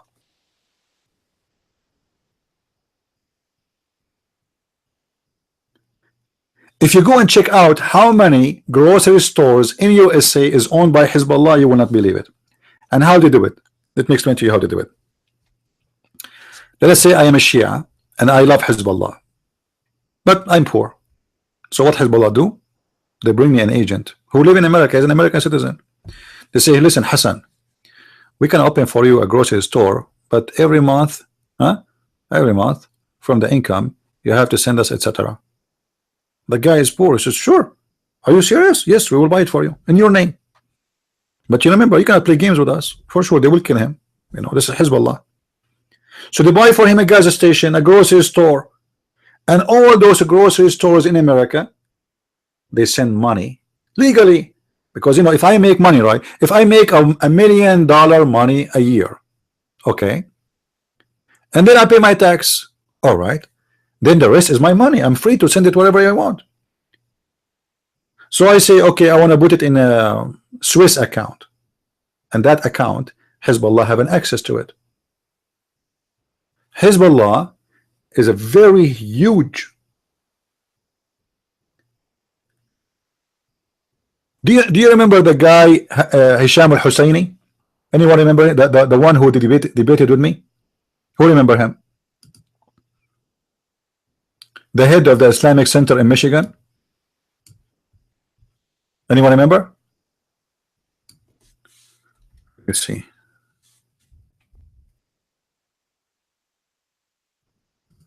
Hisham al-Husseini, who was hired by George Bush, the idiot,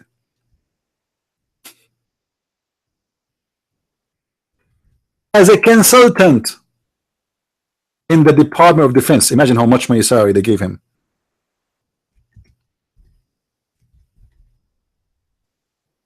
He was interviewed by Fox News more than 5 times. They saw him in a strike protest in Michigan with Hezbollah. They tried to make him agree to say, yes, I was, etc. I sponsor Hezbollah, etc. He did not admit. And this is my debate with him. You know, I made him say that yes, he would want to kill all the Jews. He will destroy Israel. We are going to do genocide for whoever is against us. You know?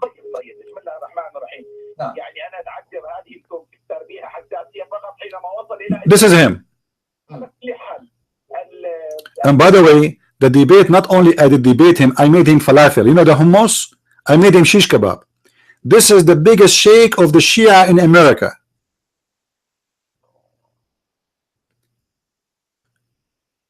Fox News, they had many interviews with him, and they could not, and they were not able. Look, this is Fox News interview. You know, let me see where's no, this is the same debate. Let me see. Let's see. Hussam al-Husseini, Fox News. Okay, Fox News. Hold on. He was with Sean Hannity many times. Here we go. You see it?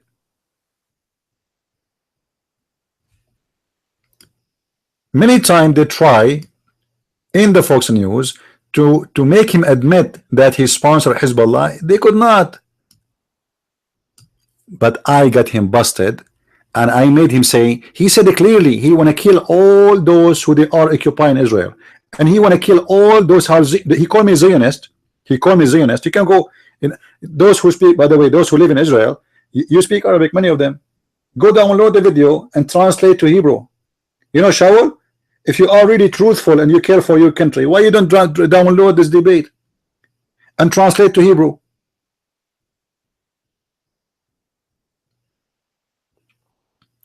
So I made him really admit that they want to do genocide against all the Jews in Israel, and not only that, anyone who is like me, Zionist, he will be wiped out in that area.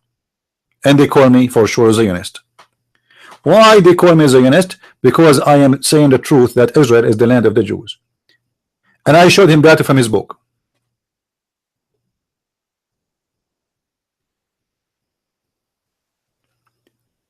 And guys, if you watch the debate, this guy was going crazy. Do you know what crazy mean? This guy, he was like a fly. His head was shaking like crazy. He was really. Where you find it? Okay, hold on. Search Hisham al-Husseini. Let me remember what was the name of the debate. Hisham al-Husseini.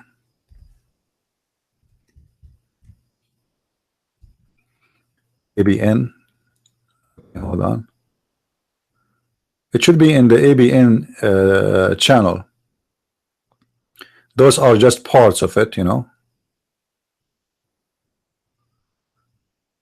It is like an hour and a half.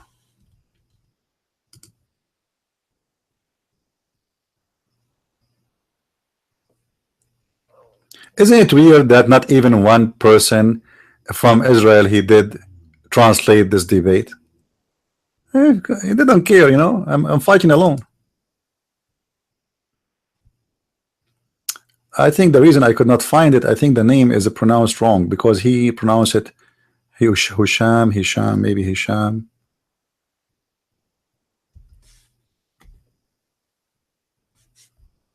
Let us type Imam. Maybe that will help.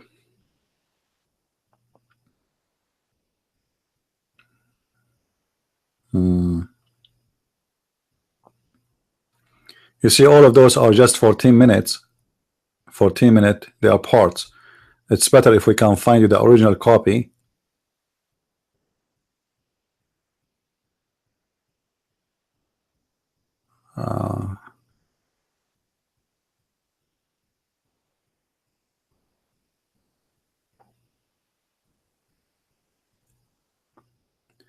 Let us see if we can find the ABN TV station.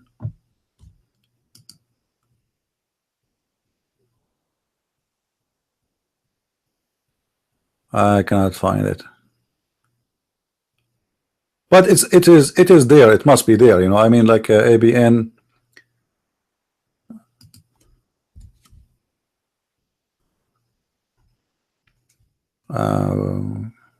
We need to find ABN station. Anyone have the ABN station? Go to the ABN channel and try to find their videos. This video is 5 years ago, so you have to go 5 years back. And since then, this coward, he will not dare even to get close to me. I think I'm typing the name wrong. Like you see the name, I type it here, Husham al-Husseini. I think I don't know how he pronounced it. So you have to find out how he pronounced his name, so we can find really the real video.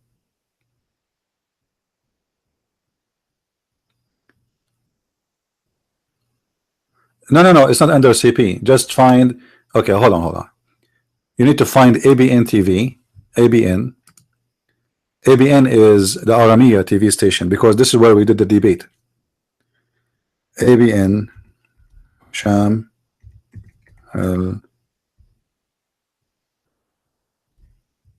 I forgot what the title was. You know, I forgot really what was the title of the debate.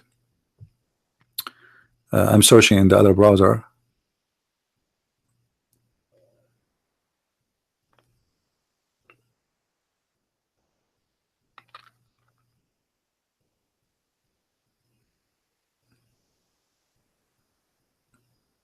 I will try to find it, and maybe I will post it under the broadcast later. If but the best way is to go to the ABN channel. You know, ABN channel. Let us see ABN. If we search in Google ABN TV debate Hisham al-Husseini. We need to find out what was the debate name. I forgot which mean the topic. You know what I mean? I forgot really what the name was.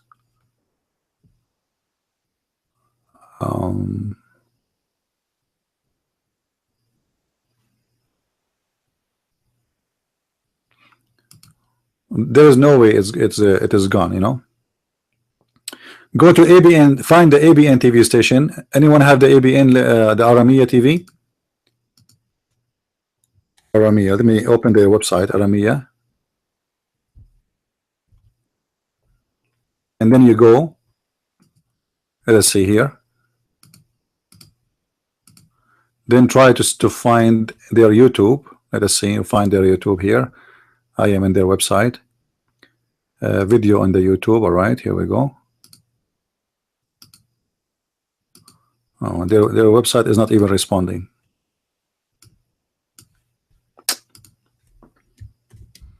I'm clicking at the YouTube. It's not even opening. The Aramiya website is the same as a flea market website. Like what all those big bombs and you know, and it's not even working. They have a very bad programmer. He must be from Afghanistan. Okay, if we click, where is the YouTube? Okay, here. It's not working. It's not working. We can't go anywhere. I am. How we go to YouTube? I don't know.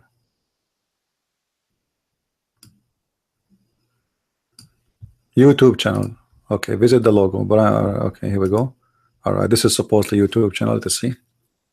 All right, here we go. This is the YouTube channel. Try to find Hisham al-Husseini and Christian Prince. Maybe you need to find the maybe it's better if you type his name. Try to find his real name in Wikipedia, the correct way to pronounce it. You know, and you will find it. It's like an hour and a half.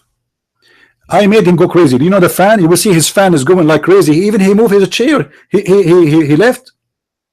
He was going crazy, shaking his head. In the beginning, this Hisham al-Husseini was saying, "We are brothers, and you know it's amazing that today we are celebrating the birth date of the day where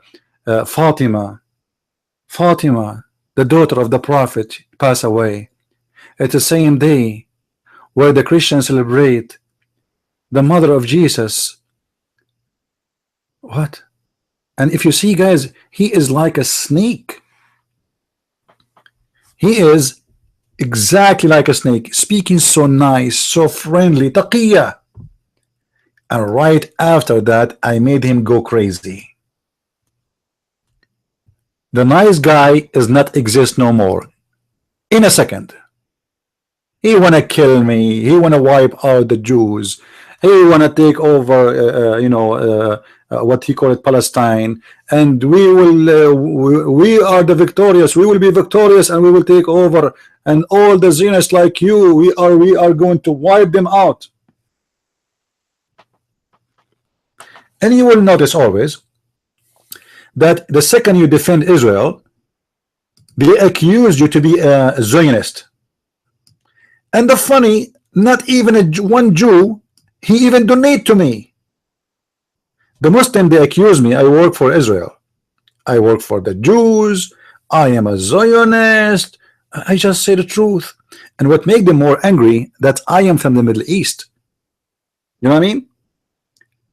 Not many brave people dare to say that this is the land of the Jews. He's a Middle Eastern and he's from there. And you know, like, what? How dare you? You know? So right away they accuse you to be a Zionist.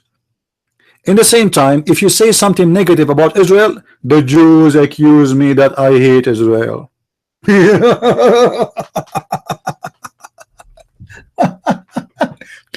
I am a Zionist to the Muslims.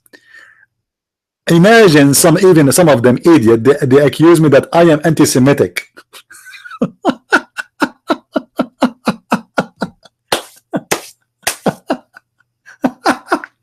It's crazy.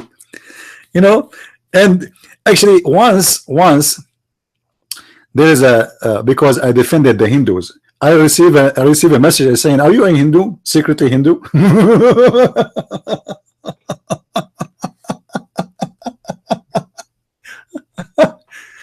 You know, working in YouTube and speaking to people, sometimes it's hilarious.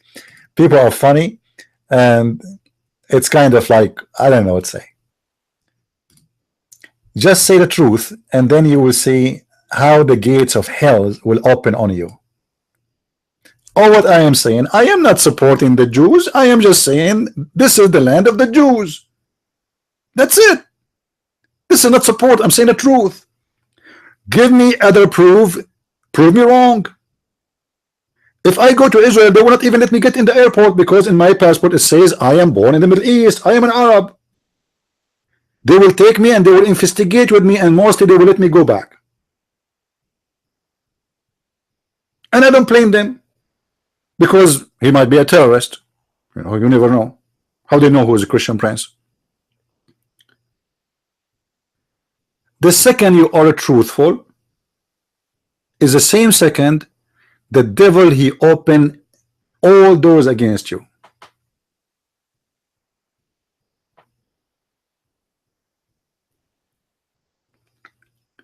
When I made my video, you know, to support Israel, which is called The Beauty of, let me search for it.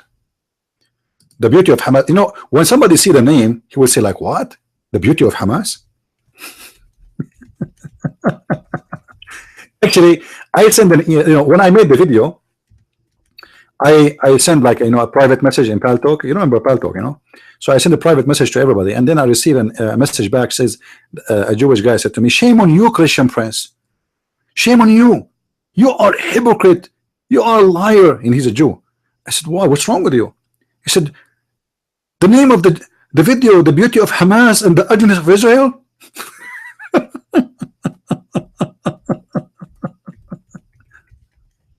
Oh Lord. All right. I said, listen, don't be the same as Abdul. Otherwise, I will spank you. Go watch the video and then let me know what the video is saying. All right. This is part 2 of my video. You see, people, they are posting my videos.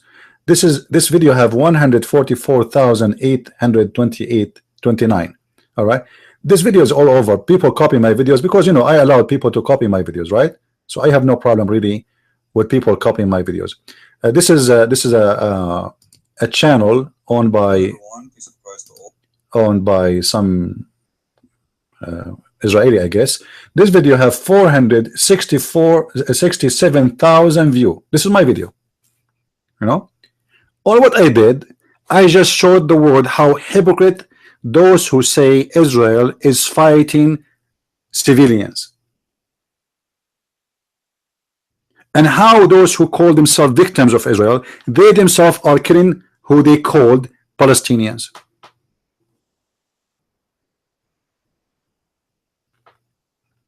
You know what I mean? This video became #1 view in trending in YouTube over less than 36 hours. I opened, like, I never thought this video would go crazy, So I made 2 parts and I posted in YouTube. And then the video was going so crazy, like 10,000, 20,000, 70,000, 100,000, 200,000, and became #1. And then they banned me from YouTube. But people were copying my videos already, because I say clearly, always copy my videos. You know me. This is why by now, if I'm not losing my account always for saying the truth, I should have at least 3-4 million subscribers, not 4,000 or 10,000 or 20,000, millions. Each time I reach to a big numbers of subscribers, I lose my channel. And I am not rich to hire a lawyer to sue YouTube for being unjust and discriminating me. I can't afford it, and nobody care. This is what happened when you fight alone. In the same time, people, they accuse me that I am sponsored by the Jews. Actually, the Muslims, they think I have secretaries and I have an office and I have an army. They say to you, the Christian Prince propaganda machine. Where is my machine? I don't even have a phone. You believe it? I have a phone, but I don't have a line. Honest to God, I don't have a line. God is my witness.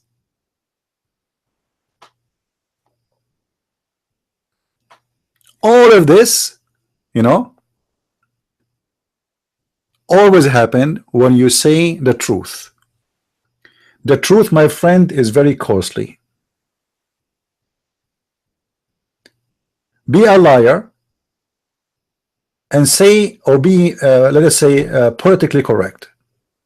Then you will see how everything will go fine. My channel will never be flagged and I will never lose it. But it's very hard for me to be what they are asking me for.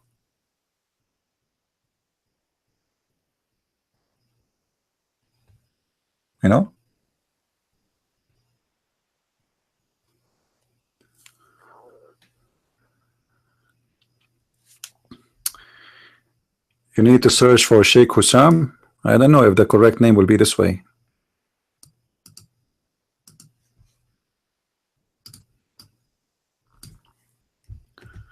Sheikh Husham, Husham.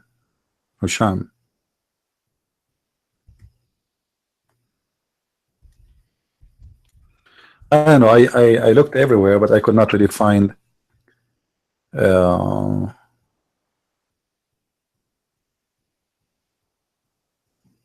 but I am sure it's there. It should be an hour and a half. You can find out from the. You do not need to click in every video. Like if you see it's 14 minutes, you know, that's mean it's just a copy of it. Anyway, I do my best. I never give up. I don't care really. Even if I lose my channel today, I will open a new one and a new one and a new one. And my videos are over YouTube. I have thousands of them, and I will make thousands more.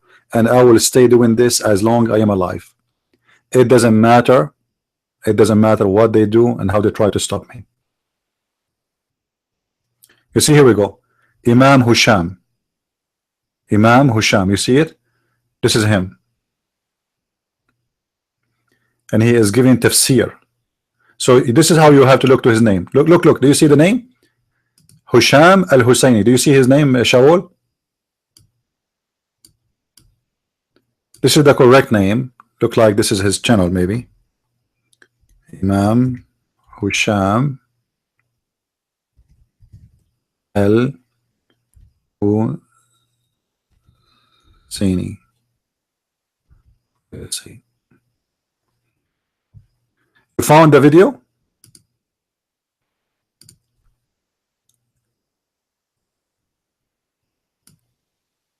Okay. Well, if you found it, that's good.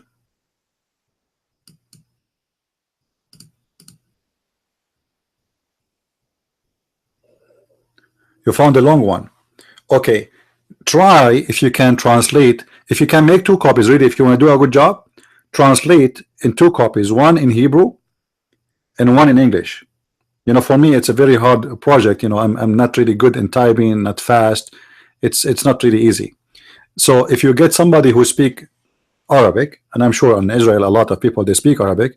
I believe even Israeli they teach them Arabic in schools because you need to know the language of the enemy.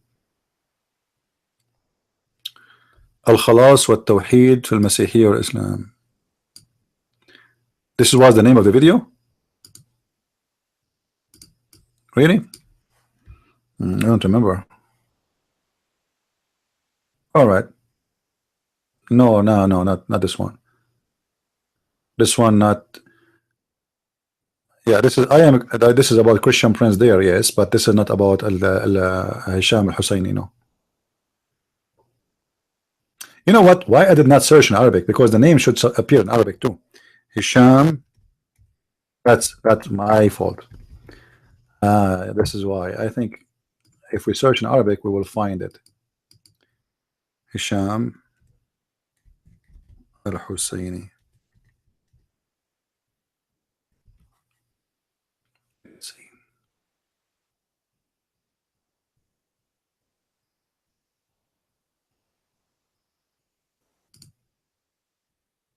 Let us add the word munazara, which means debate. Munazara.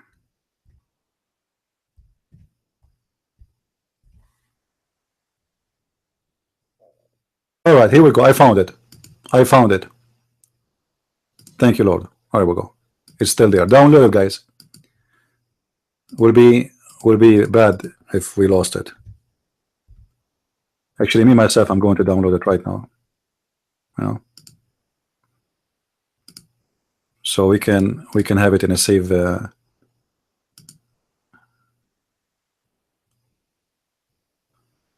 us see. Download. But the bad thing, they don't have it like high definition. It's a 360. It's not like really a high definition thing. But it does the job anyway.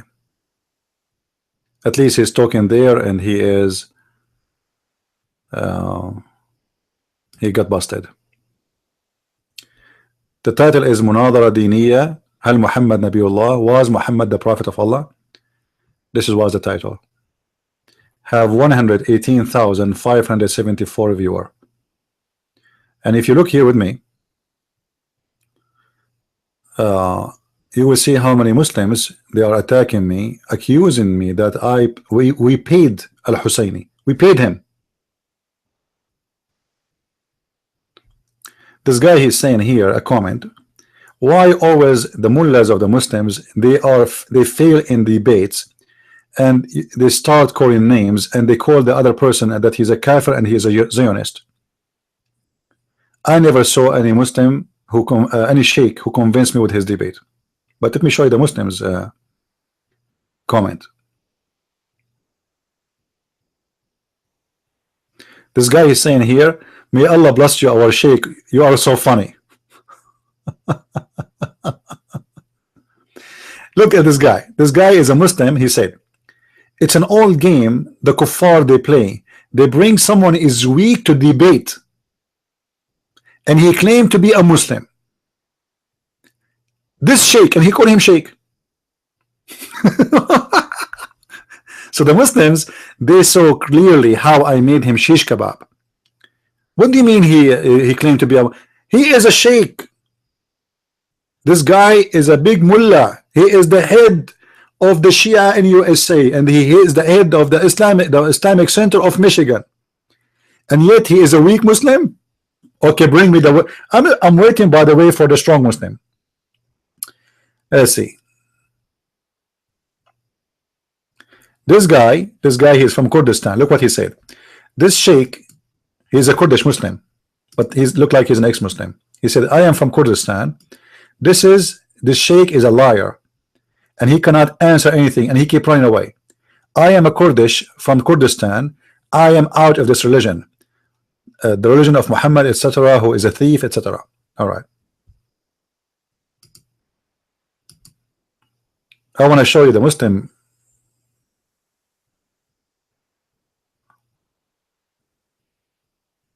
This guy here is making Quran. إنا خلقنا الدجاج خلقا وسلقنا البيض سلقا وأطلقنا من الرعد برقا وجعلنا الجو طلقا. This guy is a good. I like this guy.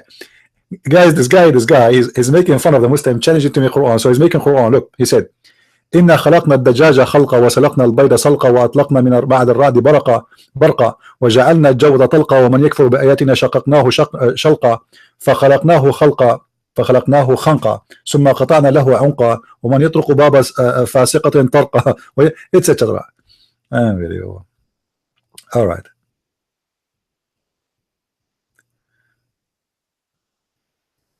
This guy, look. This guy, he's a Muslim Shia. This is a Shia. Look what he said. His name is Saad Mohsen. He said, I am a Muslim Shia.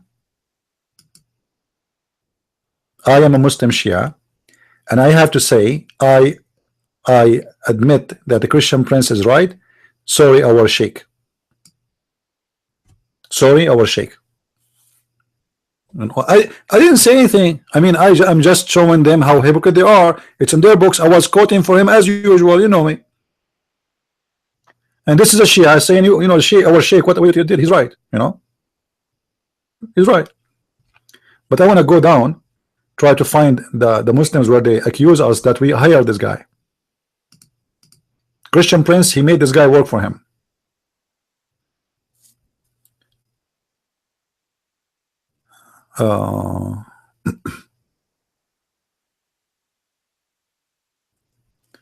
This imam said nothing useful except making stupid accusations toward the Christians.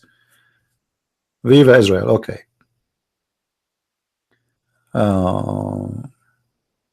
Look what this guy is saying. This sheikh who is wearing a amama, you know, the hat of the sheikh, he's saying he allowed himself to call the Christians names, and he is attacking Christians, accusing him to be a Zionist, just because he could not answer this Christian guy. People are being truthful. All right.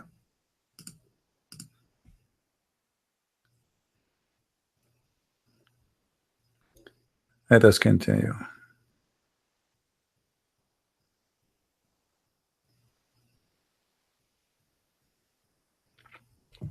This guy here, he said, the best way to prove Islam to be true is to attack Christianity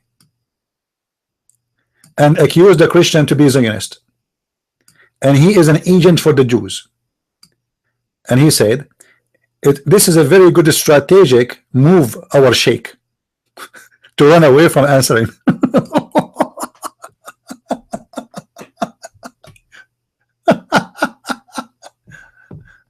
Oh boy. Look at this guy. This guy is attacking the Pope. What does Pope have to do with our topic? Anyway, continue. Uh, this guy is calling the Shia, the Sunni names. Look, he is saying from my side, his name is Iraqi Somari, which means he is from Iraq, from Somar. From my point of view, the shoe of a Shia is better than the beard of Umar. All right, let's continue.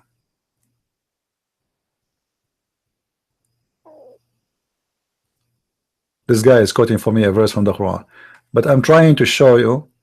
Yeah, people are laughing at his statement when he, I start accusing me to be a Zionist and I work for Israel. هذا الأمير الصهيوني أخذ الوقت هذا الكافر. Look guys, imagine. I remember what he said. He said, "This is Zionist. This Zionist. He took the time. He took the time. Why always when I want to talk I lose connection? Why the Zionist when he talk he don't lose connection?" Even he live in Michigan. He is losing connection because of the Zionist. I mean, come on, it's obvious. He lost his connection because of the Zionist.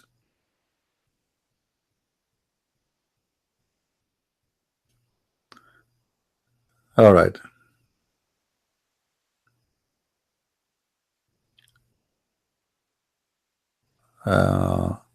This guy is accusing me that I am a Christian Protestant. See, I'm moving around. You know, it's amazing how people. I mean, what does have to do with the topic? He's accusing me to be a Protestant. Let us say I'm a Protestant. So, I am not a Protestant. I am not a Catholic.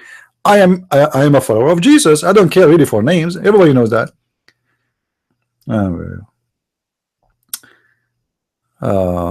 This woman, she don't believe anything. Okay. Okay.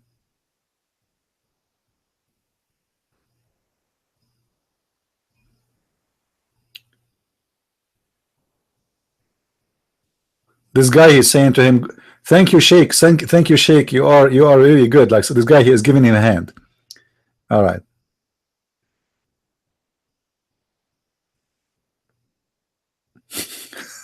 Another guy. This guy is from Morocco. He is saying the Sheikh. He says, "You were in the edge of a fire," and then he continues says, "So the Prophet Muhammad, he came and he pushed you in the fire."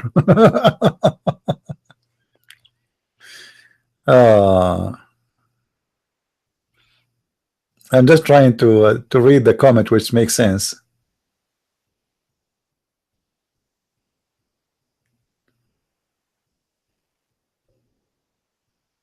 This guy is saying, "Christian Prince, you are a genius. You destroyed you destroyed this false playing Sheikh, and his words is not convincing at all. Go forward." This Muslim is saying, "Our Prophet, he taught us not to call names." What? And not to call prophets names. So who is the one who call us kuffar and najis, dirty, filthy, and we are the worst of the creatures? His prophet taught him not to call names. Even your prophet says, if somebody is proud about his pre-inheritage, say to him, go and bite the penis of your father. Go and bite the penis of your father. And your prophet himself, he used to call people names, and even he beat them. Watch my previous video. By the way, for those who do not know, yesterday I made 3 videos when you guys were asleep maybe, and I have them in minds.com. In minds.com, go and download them. All right. There's a Jewish rabbi there. You see, I don't take a side. There's a Jewish rabbi. His name is Tuiva Singer. I don't know if you know him. This guy, he lives in Indonesia. He is the biggest fat liar ever. So he said that we Jews, we respect the Prophet Muhammad, and Muhammad was not really good to the bad to the Jews, and Islam speak highly about the Jews. Like, this guy is really a scam. So I made 2 videos for him. Go and see it.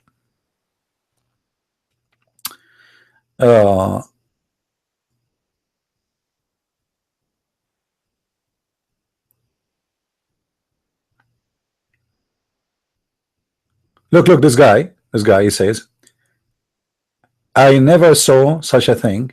How stupid you are. You are bringing a sheikh who is a Shia. He himself is a mushrik. He is an apostate to represent Islam. So the Muslim now, they are saying, why you are bringing Shia? Okay, bring us the Sunni.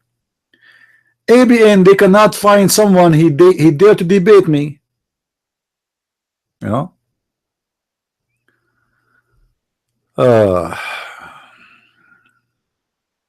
Anyway, I'm glad that we did have it. And Shawal, if you download, if you translate the video, all right, please, if you don't mind, send me a copy. I wanna post it in my channel, the one in Hebrew and the one in English. Now, guys, look, in the beginning, this guy, he was speaking so friendly, so nice. If you watch the video, the guy, he was so nice in the beginning. شارك في العديد من المناظرات في أنحاء الولايات المتحدة خصوصا في القضايا المتعلقة بالإسلام والمسيحية. وسوف let's go to the guy. He's talking about me. وبين وفاة الرسول محمد. Look how nice he is. سوف نرى ماذا يوفقنا الله وما يلهمنا لما فيه الخير والبركة من نوريهما، من نور العذراء والخاتم. نعم، السؤال طبعا في البداية أنا طلبت أنه نغير صيغة السؤال لأنه هو سؤال. Anyway, he is speaking so nice, so friendly, very, very friendly. If you understand Arabic, you will see that he was really too much friendly. I mean, too much to the point, too good to be true. He is like a snake, this guy. That's why when they interview him in Fox News many times, they could not get anything from him. Sean Hannity himself, he tried to make him say something 4 or 5 times in Fox News. He could not. And then I made him lose his mind. Let me move to the end, because at the end you will see how he is unhappy, how he is so unhappy. And he starts shaking his head, and he starts like, wah, yeah, Allahu Akbar. And where is the nice Muslim who love the Christians? Who we Christians and Muslims, we are friends, and we live together, as an example, in Iraq and in Lebanon. And you know, oh, how you can tell. And he start calling me names. You are spreading hate. A person like you should not present Christianity. And what? I just quote for him what the Quran is saying. And guys, if you speak Arabic, you should see what I was doing to him. But I want to move to the end when he went crazy. He went really crazy. Let us move. Here we go. He started losing it. Like now, he is going crazy. You know.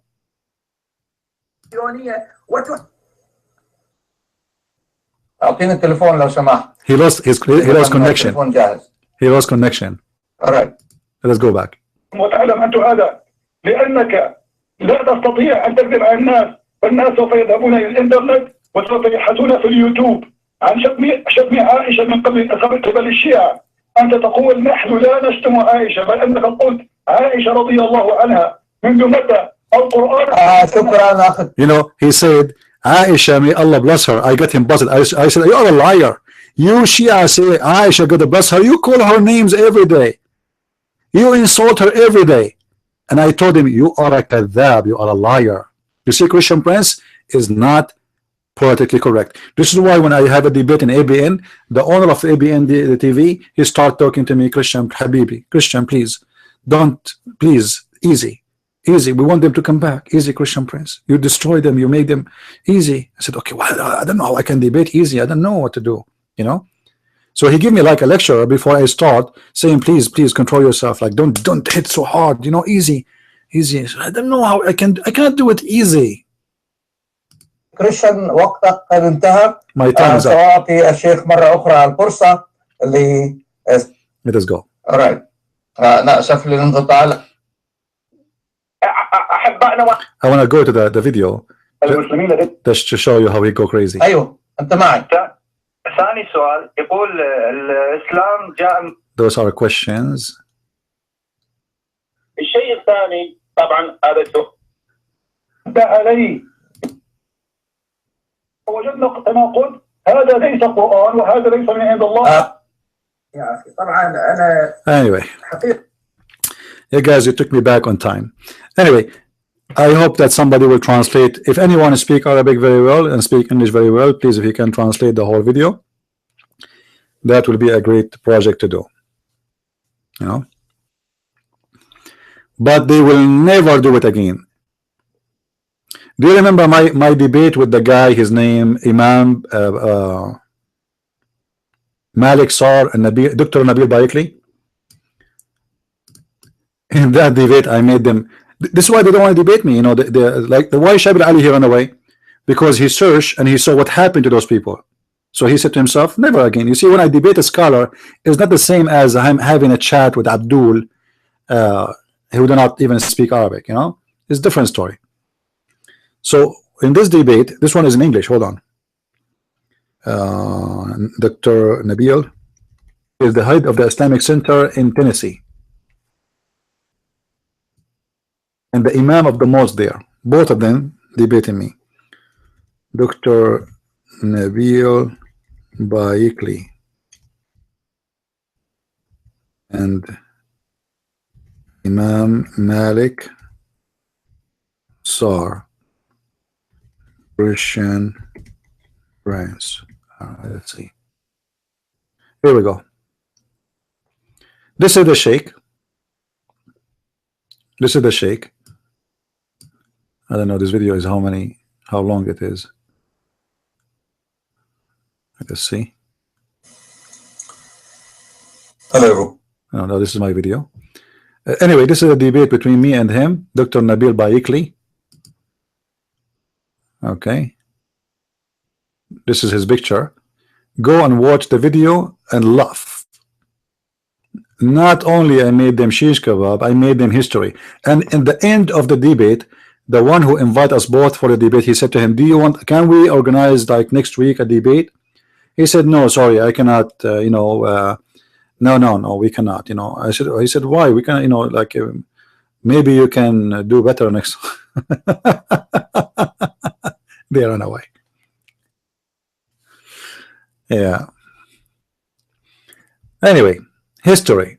But this history is not doing good when it's come to find Muslims to debate me, because now they can go and search in the internet, because I have a lot of debate, thousands of them, and people don't even know that this is not the one you want to debate with. And this is why I cannot find anyone he dared to call me.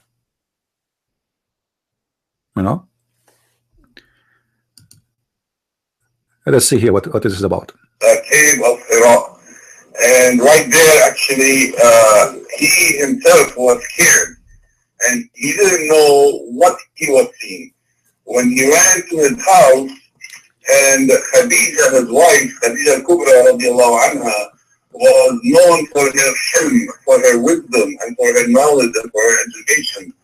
So the Prophet ﷺ, coming home, trembled and scared. He was telling his wife, Zammiluni, Zammiluni, which means hide me, because he was very scared of what he had seen. He never seen an angel before.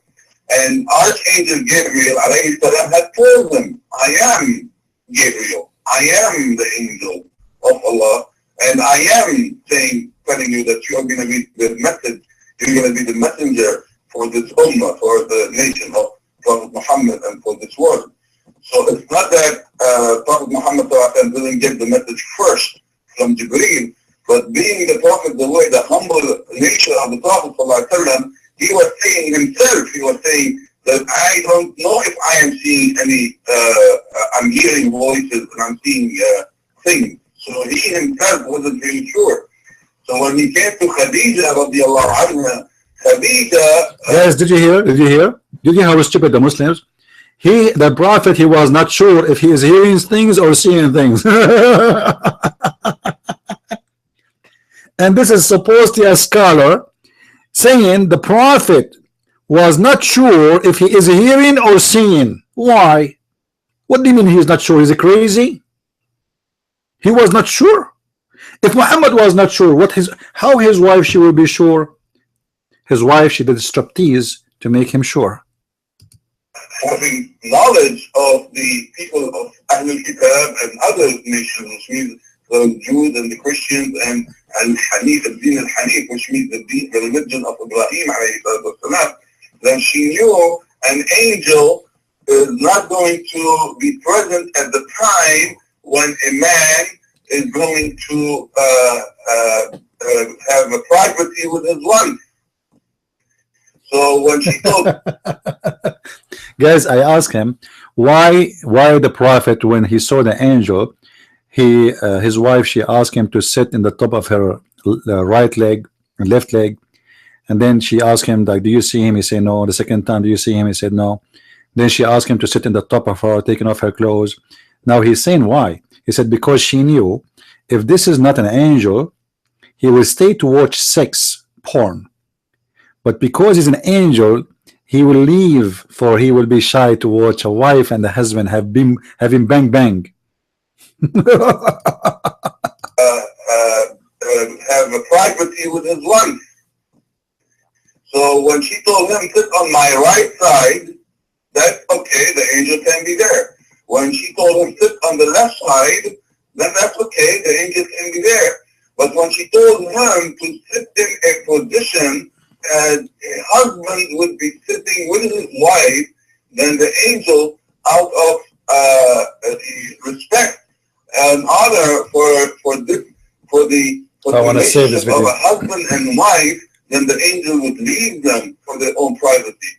Now, what's the problem with a woman? What's the problem? I think the brother Christian have a problem with a husband listening to his wife. For us, this is the biggest lesson, that you and your wife are two of one. Yeah, right.